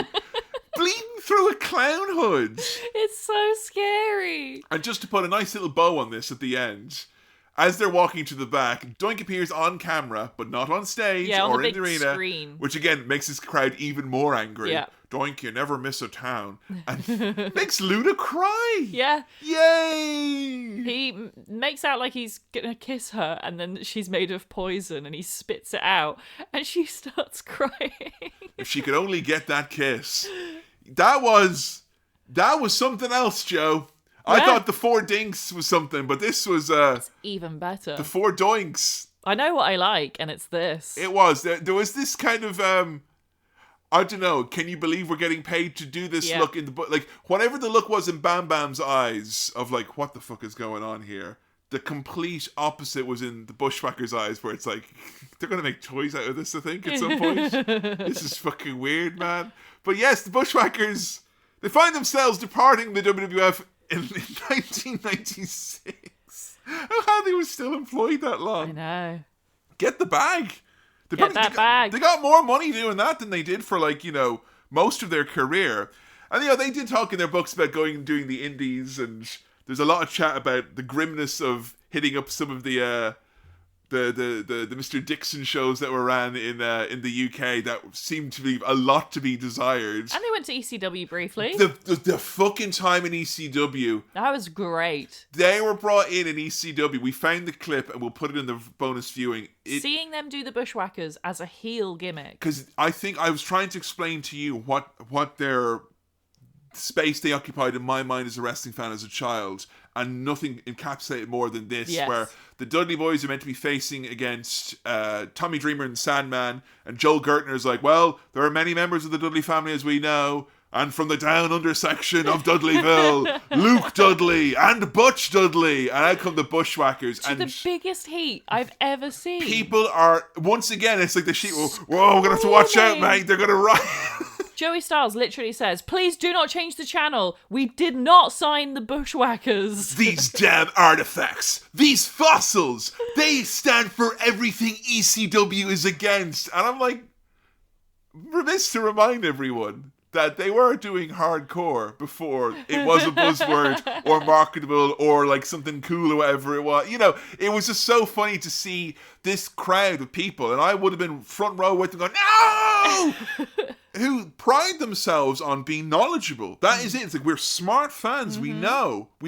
And nowadays, I feel like smart fans now are genuinely smart because there's such ready access to things. A lot of smart fans genuinely know so much. The average wrestling fan knows so much now compared to back in the day of what a smart fan, in inverted commas, knew, that I don't think you could pull one of these, like, switcheroos without people being like, wait! Yeah. I was at Ring of Honor once, Joe, in 2008, right? I saw fucking Jerry Lynn and Davey Richards, you know, like, at that point in time, I'd never seen wrestling like it. I saw Claudio Castagnoli for the first time ever. I'd never seen him on a video or anything. I saw him in the ring there. I saw Chris Hero for the first time in the ring. Like, all these wrestlers doing incredible stuff. And I was like, whoa, I'm going to go see WrestleMania 25 tomorrow night, and it's going to suck by comparison to this. Yeah. And it mostly did. And the biggest pop of the night was when Bushwhacker Luke came out as one of the mystery men. And I remember this thing, it's so funny being like, but this is meant to be like the pure wrestling. This is meant to be like the great, you know, we hate all the gimmickry. But the love and the pop that night made me realize, no, I think real wrestling fans actually acknowledge all parts of wrestling history and aren't ashamed to be nostalgic and all that.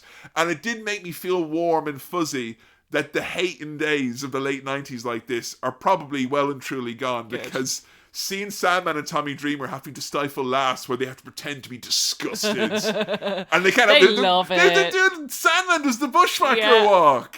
Oh, man. But yeah, the wildness of hearing them like in the UK, like knowing that when they're wrestling against the fake Road Warriors, like 2 towns over in Norwich, there's fake Bushwhackers. Yeah. Crisis on Infinite Gimmicks. I wish we'd gotten a match between the Bushwhackers and the fake Bushwhackers. Who there can only be one, Joe. Yeah. You know. But unfortunately, the realities of the fact that these lads were, battle hardened times a million at this point, and we're coming up into like 2001. They had a great little spot at the gimmick battle royale from WrestleMania 17, which I remember being like a very fond memory for me as a kid. It's something that really changed my perspective of a lot of the silly gimmicks. Went from being something that was like horrible to being like, sorry, what?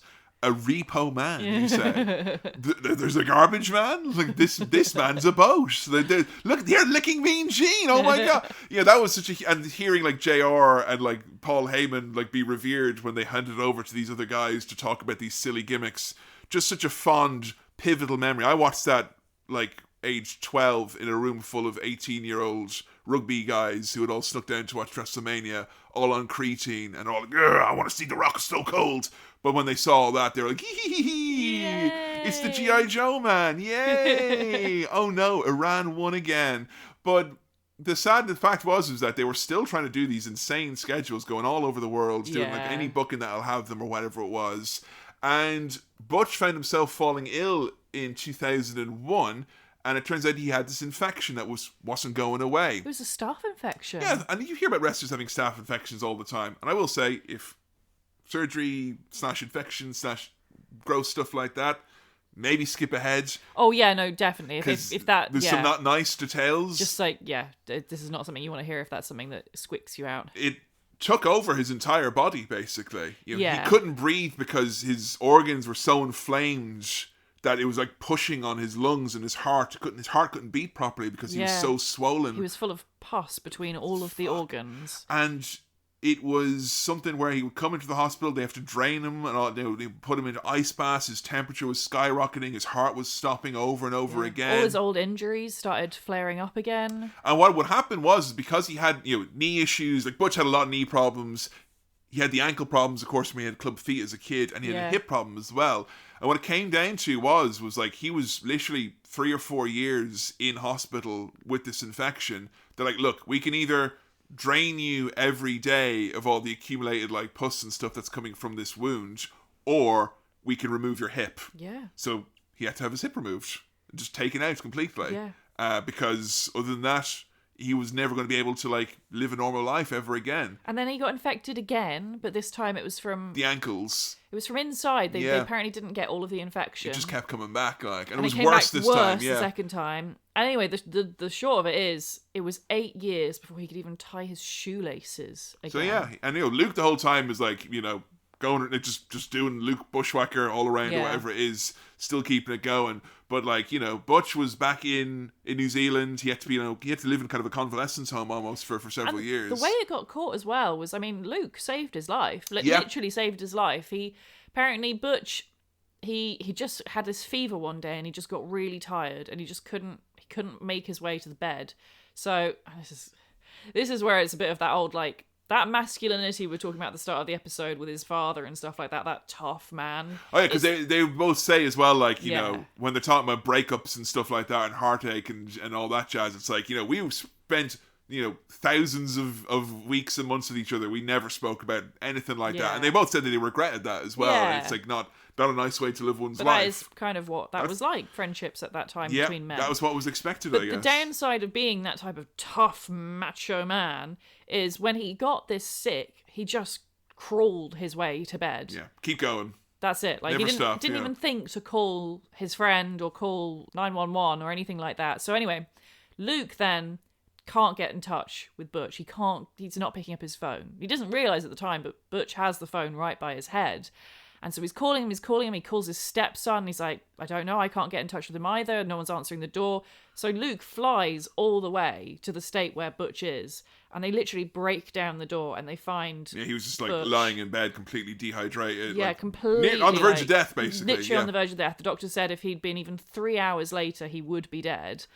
And he just, just that instinct, something about the situation that Luke was like, something's really wrong here. I just know my friend is in trouble. So, like, I had known, because, like, literally, I think it was when I was at that Ring of Honor show, I remember being like, where's the other Bushwhacker? And, like, kind of finding out, he'd been kind of unwell and stuff like that. And that kind of, see them as well, like, Butch looks way older. Yeah, definitely. Yeah. But Butch was definitely greatly affected by that, because you would see pictures of the two of them, and, like, of course, Luke looks weirdly young. Luke is like, still age. super tanned and jet black hair, and then, Butch looks like, he looks like 20 years older. He looked like an old man, yeah. And, like, it was very sad. Like, I mean, we were reading that part of the book, and it was like, we've been reading the book alongside doing a lot of the watching over the last few weeks. And I was like, damn, like, I was really sad at the end of that. Like, it was a really, like, I was happy that he had gotten many good years after that, at least. He remarried. He did have, he did have, a false hip put back in. He had more operations. He was able to live, he had a lot of good years in the 2010s after that. So I was really happy, that before he passed away a couple of years ago, that he wasn't just, as I assumed, that he was on his deathbed the whole time. But I was still kind of like, that's kind of bummed out, because, like, seeing Luke, like, Luke is one of these lads now where, like, like, if you type him in, like, he'll fucking talk to anyone. He's done every kind of graft you can. He'll keep going till he's, like, literally in a New Zealand death box, as they say back home, as Jonathan Boyd would put it. But you had said to me, because you'd found a clip of it that really warmed your heart, you're like, let's find that Hall of Fame speech, because they went in 2015, and I distinctly remember when they went in, it was just people going like, oh my, what are they doing? Oh, why are they putting these... The Bushwhackers in the Hall of Fame. Well, it's not a Hall of Fame. That usual kind of thing, like this ridiculous notion or whatever. And you'd found this really nice clip. I saw it months and months ago, before we even decided to do an episode on the Bushwhackers. I hadn't really seen anything about them. I think it was because of Brett being slightly involved in their speech, and I saw it on YouTube or something. And it was just so heartwarming. I love a good Hall of Fame speech. I think ever since our Vader episode. Yeah, they can hit good when they hit good. When they're good, they're so good. And this one, I didn't even know anything about them. And when they're bad, see Michelle McCool. Yeah. But I didn't know anything about the Bushwhackers. And even still, I was so touched by it. I thought it was such a sweet thing that they did. There's all these top stars like Brett and Austin, Roddy Piper, Ted DiBiase, and they're getting them just through the Bushwhacker walk. Yeah. And the crowd is going wild, and just seeing the big smiles on everyone's face, and like, this is so joyful. And I was like, you know what? Yeah, you're right. Let's stick it on, because that alone will be fun. I was expecting, because they said in the book, they're like, they put us in a room with a writer, and we kind of, hashed out some details or whatever it is. And it's a lot of stories from their book. Yeah, a lot of it's kind of like just rehashed. But we kind of think, both of us, even though I'd seen it before, were expecting it to be mostly Luke carrying the speech, because he's so much healthier and younger. And I was fully prepared, because I remember seeing Mr. Fuji's Hall of Fame speech, and he was in a wheelchair, and like, just clearly the years had really, really caught up to him. And it's just like, it's obviously always nice to see someone, but wrestling, it's not just, wrestling has a difficulty with this, particularly Vince McMahon and the WWE of the day, which is they don't like you to see anyone when they're old. It's like some sort of like, they don't want you to see someone age. And I for me, like, seeing, we've mentioned so many times, like, seeing a wrestler grow old, it's like, it's I think it's quite a touching thing. I think like, it's lovely, yeah. Like Bruno Sammartino, like, seeing him as this like fucking stoic elder statesman of wrestling in his later years, it's like, no, he doesn't look like Bruno from the 60s, but he looks like this like dignified older man who represents everything he stood for. Hell yeah. So we weren't expecting Butch to say much. No, we were expecting him to be like kind of me. I thought he'd be in a wheelchair, and Luke was like, yeah, hey, remember us type of thing. And my God, that was obviously the intent, because Luke is there with his big piece of paper being like, another funny story is, and then here comes Butch, grabs like, And he is literally 30 years old again. Yeah. He gets this crowd going. He tells stories. He tells jokes. Callbacks. He keeps calling back to how he got paid the same bloody amount of money for 30 pissing minutes in that Royal Rumble when you just waddled around. And there's people, tears fucking streaming down them. They go probably 10 times as long as they're meant to. He's got such a twinkle in his eye. And it's like every wrestler, I think, fears that they lose that connection with the crowd or the moments or whatever it is. And like, he manages to bring up how like we were hardcore before it was even a gimmick. He talks with pride about every aspect of his career with great clarity. He points out all the people who helped him along the way. He thanks his fans. He apologizes to his daughters for missing like their whole lives. You know, it was so perfect. And also like, it made me realize why so many wrestlers can't let go, because the feeling he got right there, that's the feeling that every wrestler wants one last time. And then the sweetest thing of all, because you can tell these two, they love each other so much, but they don't really have that kind of friendship that I think a lot of modern men have, which is a bit more emotional. Yeah. And a bit more deep. And Butch turns to Luke, and you can see how uncomfortable Luke doesn't. bristles. I think there's been some discussion where it's like, we're not going to lick. That's not going to happen, right? They do. And they do. And Butch says, "May you never run out of slime." Yeah. And then licks him. And he says he loves him. And then Luke, is like putting the gimmick teeth back in, because you can tell it's like, for him it's a gimmick, and it's like, all right, okay, that's over now. And then Butch grabs him right back, and I don't know. It's like, I'm talking about these two old weirdos from New Zealand. 80-year-old men licking each other. Who, if you're under the age of 30, hearing that they went around licking people is probably like, why aren't they in jail? And yet, I had tears in my eyes at the end of this bizarre, globe-trotting. Like, I thought it'd be like, we're just talking about some gimmicks. You know what gimmicky stories are like. It'll be like the Honky Tonk Man. It's just this unique, weird story. I can't say I watched a load of wrestling matches that I was like, whoa, what a fucking match. But I was very touched by their story, and I think that Bushwhacker Butch, whoever it is, Butch Miller is like just one of those guys who like, he's like so much what I love about wrestling. I know, isn't he great? You know, and I felt like so full, like whatever WWE turns into over the next few years with TKO, and the further and further it moves away into this kind of content machine, and WWE itself, even in 2015 with the Hall of Fame, was never greatly in tune with the past. And you hear about how legends are kind of feeling a little bit disrespected, and I don't know if you're in touch with that. I don't think Nick Khan understands what makes an old timer tick or anything like that. They just kind of have the eye on the bottom line. That's working very well for them. But for me as a fan, it does make me sad feeling that those days are further and further behind. And I think it's just wild to me that like so much of that is so hard to find now. You know, there's a lot of really studious pirators out there who are uploading old content, and Jesus Christ, find that Hall of Fame speech other than a 1 minute version of it. Hard. It was so hard. And hey, I get the guy who introduced him is I can't remember what side of that lawsuit he's on at the moment, but wrestling has infinite skeletons in its closet and whatnot. But I feel that means those tiny little moments where there's some sort of intangible, like that's what makes this weird world very special and unique and touching and whatnot. And I didn't think I'd find it at the end of an episode about men who bite their hats and lick each other and eat sardines, or hit people with coal miners' gloves and swear that they're going to make every American bleed under the flag of New Zealand. Like, just only in wrestling, Joe, I guess I could say. Not the guys I thought they were. An interesting story. I feel like proof positive. If you look, there's always interesting stories in wrestling, and those Bushwhackers are certainly a lot more than I gave them any credit for, even when I was tittering at them ironically in the 2000s. And the only wrestlers to receive a 5-star match from Dave Meltzer and a minus 5-star match from Dave Meltzer. I forgot there's another little match we had here, isn't there? Yeah, I think it's for the best we didn't cover it, to be honest. Yeah. We're not missing out. Well, Joe, the heroes of wrestling. Yeah. The men down under, the former Bushwhackers. How'd you get on with that one, as a matter of fact? Well, we did watch it, and I did even review it. I gave it 1.5 stars. I'm not as harsh a critic as Dave Meltzer.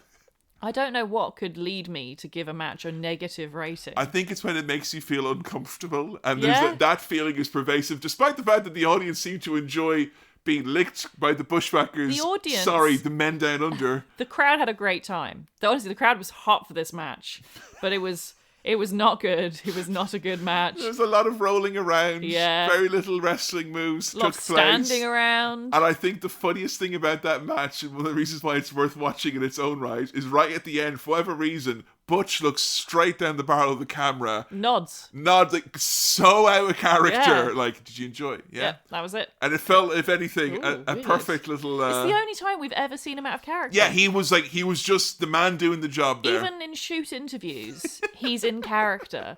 It's amazing. It's like a glimpse into this mirror world. Yeah, I think it's a strange part of wrestling that I feel like on so many different levels we've reached moments where we're like, I don't think wrestling's like that anymore. No. And I don't think it ever will be. And it's not like kind of, oh, thank God. Maybe some cases, some of the riots and some of the wanton bloodletting, but it does make me harken back for like Mom, Dad, why didn't you let me watch that wrestling in 93? I would have loved these guys. I could have seen 4 doinks on pay-per-view. How good would that have been? That's such good value for money, Mom. God. Well, it's time to find out what you guys think about these men from New Zealand. Let's find out about the Kiwis, the sheepherders, the New Zealanders. It's time to find out your tweets and thoughts about the Bushwhackers. And we're bushwhacking back here. Update, baby. We now know baby is in fact not kicking Joe currently. We believe that baby is in fact doing the Bushwhacker march inside of the womb. You want to get over, don't you, little girl? Want to start bloody marching then, eh? I mean, that's how to get over in this household with this mom. Like, Yeah.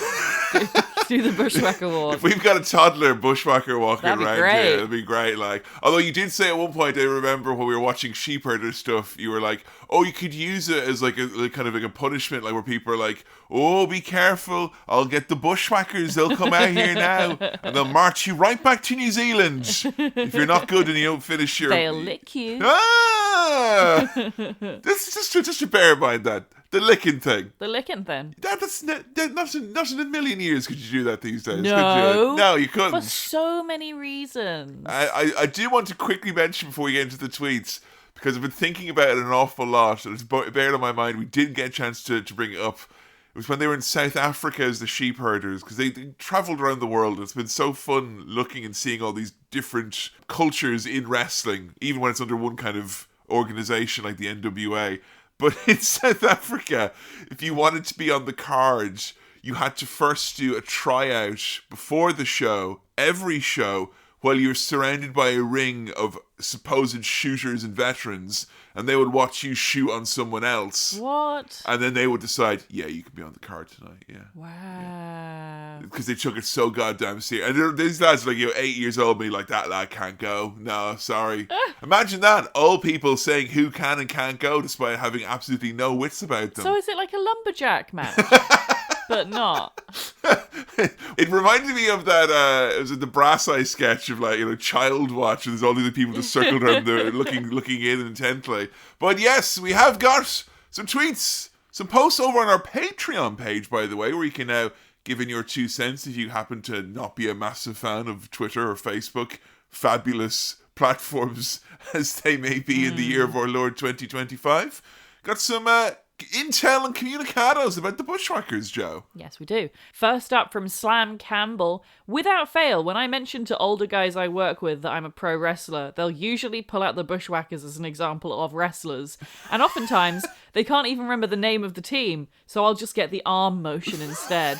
But that's how you leave a mark. One simple arm movement. I mean, they are probably one of the few tag teams of all time, other than maybe the Hardy Boys, where you can just solely get them across through the use of charades. Maybe the Four Horsemen might get it, but they were never just a tag team. But you can do the Bushwhackers and you can do Jeff Hardy. Yeah. But I think There's not many others. they will survive long after the written word has perished. Yeah, definitely. Next from Matt Quintanilla. The Bushwhackers are part of a long lineage of violent, edgy, hardcore guys who have a second half of their career as a comedy act. Mick Foley, Luther, and Tomoaki Honma, to name just a few, have all done this, and it greatly extended how long they were able to make money without breaking their bodies. Luke and Butch were equally capable of having a barbed wire cage match and also wrestling Carl and Urkel on an episode of Family Matters. Yes, I think that the cheat code to endearing yourself to you, Joe, in particular as wrestlers, is to have an extremely violent part of your career. Yeah. And then have a really soft comedy, borderline slapstick, easy mode part of your career. I love when wrestlers just have like two parts to their career, and if one is violent and edgy and one is comedy, that's just that's magic sauce right there. Now for me it's the other way around. You start off as a friendly comedy figure and then you become like an ultimate badass. Ooh. I'm talking about putting Toro Yano in a tournament of death ASAP. Second part of your career begins today, old man. Yes, unfortunately, the match from Family Matters, I really wanted to find this because I loved having for the Vader episode. Yeah. Mick Foley, of course, on Boy Meets World. We've got quite a repertoire of wrestlers on these shows. Unfortunately, YouTube really let me down. I couldn't find it anywhere. I'm sure it's available on some streaming platform somewhere. But yeah, if you do have access to Family Matters, check it out. I hear it's a good time. And yes, they had great difficulty while they were doing the shoot, because they kept going straight into the cameras. Oh yeah, they couldn't stop looking because they used to. Yeah, they're all about that TV, like you know, they literally have faces for camera. Who'd have thought? Yeah. Next from Jail the English. One of the first WWF acts I remember being a fan of. They were living cartoons. The battering ram was an endearingly shite finisher, and it was remarkable. That's a nice way to put it. And it was remarkable how much they resembled their Hasbro figures. Kevin, can you see their Hasbro? They are genuinely the best Hasbro figures I've ever seen in my life. Hello, I'm Kevin, and I owned not just those, but two iterations of each of them because they were so widespread and common that when I was in my collecting phase, I bought a few job lots and got a couple of extra Bushwhackers. And then when I was 30, I was like, I'm all grown up now. When I learned to go to sell all my toys to a guy in Manchester, and I regret that greatly. Because if there was a little honky-tonk man and a little Butch and a little Luke around this house...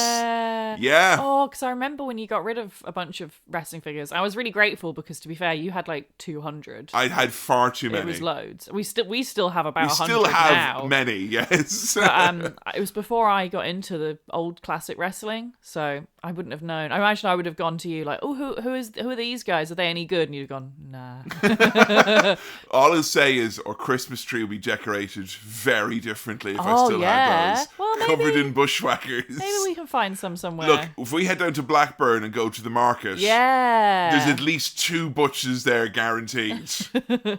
We got so many messages and comments from people about the licking, as you were talking about earlier, and how much parents hated the Bushwhackers for that reason. Yeah, I was saddened that we didn't get anyone be like, hello, I was licked by the Bushwhackers. You know, no one came forward, you know, first-hand account or anything like that. Perhaps they're too traumatized. Maybe. No, Butch. Put me down, Butch. I wonder as well with the licking if they actually made contact. Well, they made contact with Sean Mooney at WrestleMania. That's different though. That's an adult. Under contract. Yeah, I just wonder if maybe it was a worked lick. Was it a shoot lick? I think you would have gotten a lot of shots of like kids in Casino Magic being like, hey, there's no slime here at all. He lied to me. That Hall of Fame speech isn't endearing after all. I did run out of slime. So, next up from Confessions Girl. I remember going around to my cousin's house as a kid and they'd always have the wrestling on Sky TV. The Bushwhackers were their faves because of the silly walk. We'd do it all around the front room, licking each other's foreheads. Really sweet, but so unsanitary. Yes, a simpler time. Before we knew about germs and things like that. The olden days of the mid-1990s. Well, you want to talk about a change of pace, Joe? Next episode, we're not just turning this big rig around and doing something else. I think we might be into a whole other stratosphere, a whole other world that will make you kind of go, how is this the same art form as the thing you were just talking about? 2 men from New Zealand wandering around the world licking things. I don't know. I think this next guy... He could have had a great match with the sheepherders. That could have worked. He unfortunately never had a silly part of his career. I don't know if that would be possible. No, because we've never done an episode on anyone who's had a justifiable homicide. Yet alone, allegedly, 4. As we're going to delve deep into the world of court documents, tall tales, violence, hardcore wrestling, and cultural resonance as we delve into the world of New Jack, a man who passed away a few years ago, leaving behind an at best complicated legacy. I hear that without New Jack, there would be no GTA. That is something that Paul Heyman said recently, Yeah. and I was wondering if I was like stepping on eggshells by talking about maybe there's been some hyperbole about his reach and influence, but Paul Heyman being like, there's no Grand Theft Auto Liberty City stories without New Jack. The Battle of Gay Tony would not exist without New Jack. I love how quickly they managed to rush out a GTA game after New Jack's debut in ECW. It's been really impressive they managed to pump out a game that quickly. I think they traveled back in time as Yeah. well. But here's a guy who may be very well known for, you know, the iconography, for the absolute over-the-top, almost not wrestling nature of his character, the stories that surround him, the real-life stories, and the alleged stories that surround him. A great cloud of myth that does surround this man. But there is so much of him that I feel that people don't get to grips with. The fact that this man is a genuine, honest-to-goodness, bona fide wrestler who had his start in Jim Cornette's Smoky Mountain Wrestling. Really? Which is one of the most old-school iterations of wrestling that ever existed, and then moved laterally into the world of ECW Extreme Championship Wrestling. So a man who occupied a very pivotal role in two of the most polar opposite cultural touchstones of wrestling in the mid to late 90s. Here's a guy that whenever he was on screen, my brother and all his friends, they gathered around like it was fucking church. This man was revered as the peak of coolness during a period of time where that meant balls, bravado, jumping off of high things, and maybe hurting someone for real, and the infinite stories we'll talk about him shooting on people, or him apparently being a bounty hunter and killing people. What? And all. There's so many stories, and here's the thing, I was someone who grew up with New Jack, having been a fan of Beyond the Mat and ECW, but then like kind of as my years as a wrestling fan went on, it felt like other people found out all this other stuff about him.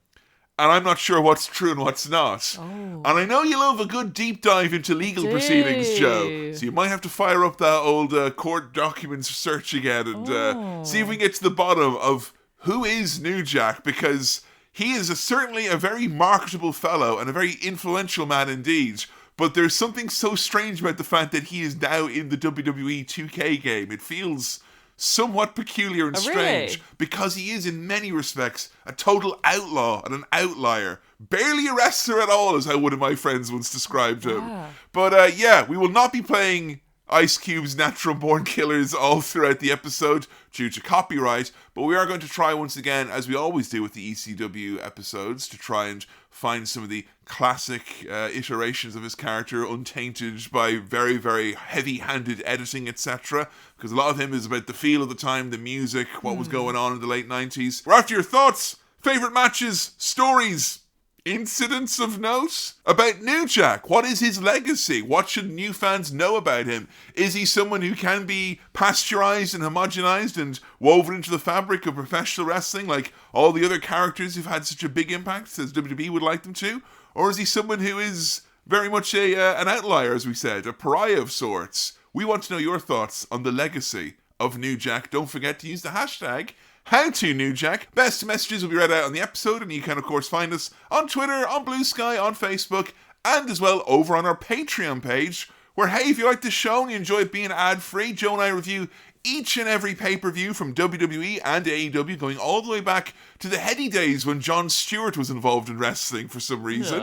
The good old days, huh? Yeah, the good. We'll never see those days again, will we? But we also have our pay-per-view classic series where we review classic old wrestling pay-per-views. Lots of WCW, TNA. We've got New Japan in there. We've got some AWA. We've even got Wrestling Bears. As well as that, our Total Divas series, How to Revisit It, and so much more. Become a backer now for as little as $5 a month. You get access to that entire near decade plus back catalogue and new content each and every month, and you support the show. Well, folks, that's going to do it for the sheepherders and the bushwhackers. Joe, may you never run out of slime. Aw, thank you. Aww. May you never run out of slime either. And if you have listened through to this episode and have inexplicably been touched by these two weirdo men as we have, we're all part of this secret club now. Yeah. Who like the bushwhackers for some reason. I don't know, it's a weird club, man. We've got slime, there's licking, and stuff like that. Feels good, man. There's a lot of flagpoles. It's Yeah. kind of weird. Hey, shout out New Zealand. Great job. Love the wrestlers. Until next time, where we're going to be diving off something very tall, it's a goodbye from me, Kevin. And a goodbye from me, Joe. And we'll see you next time on How to Wrestling. See ya. Wow.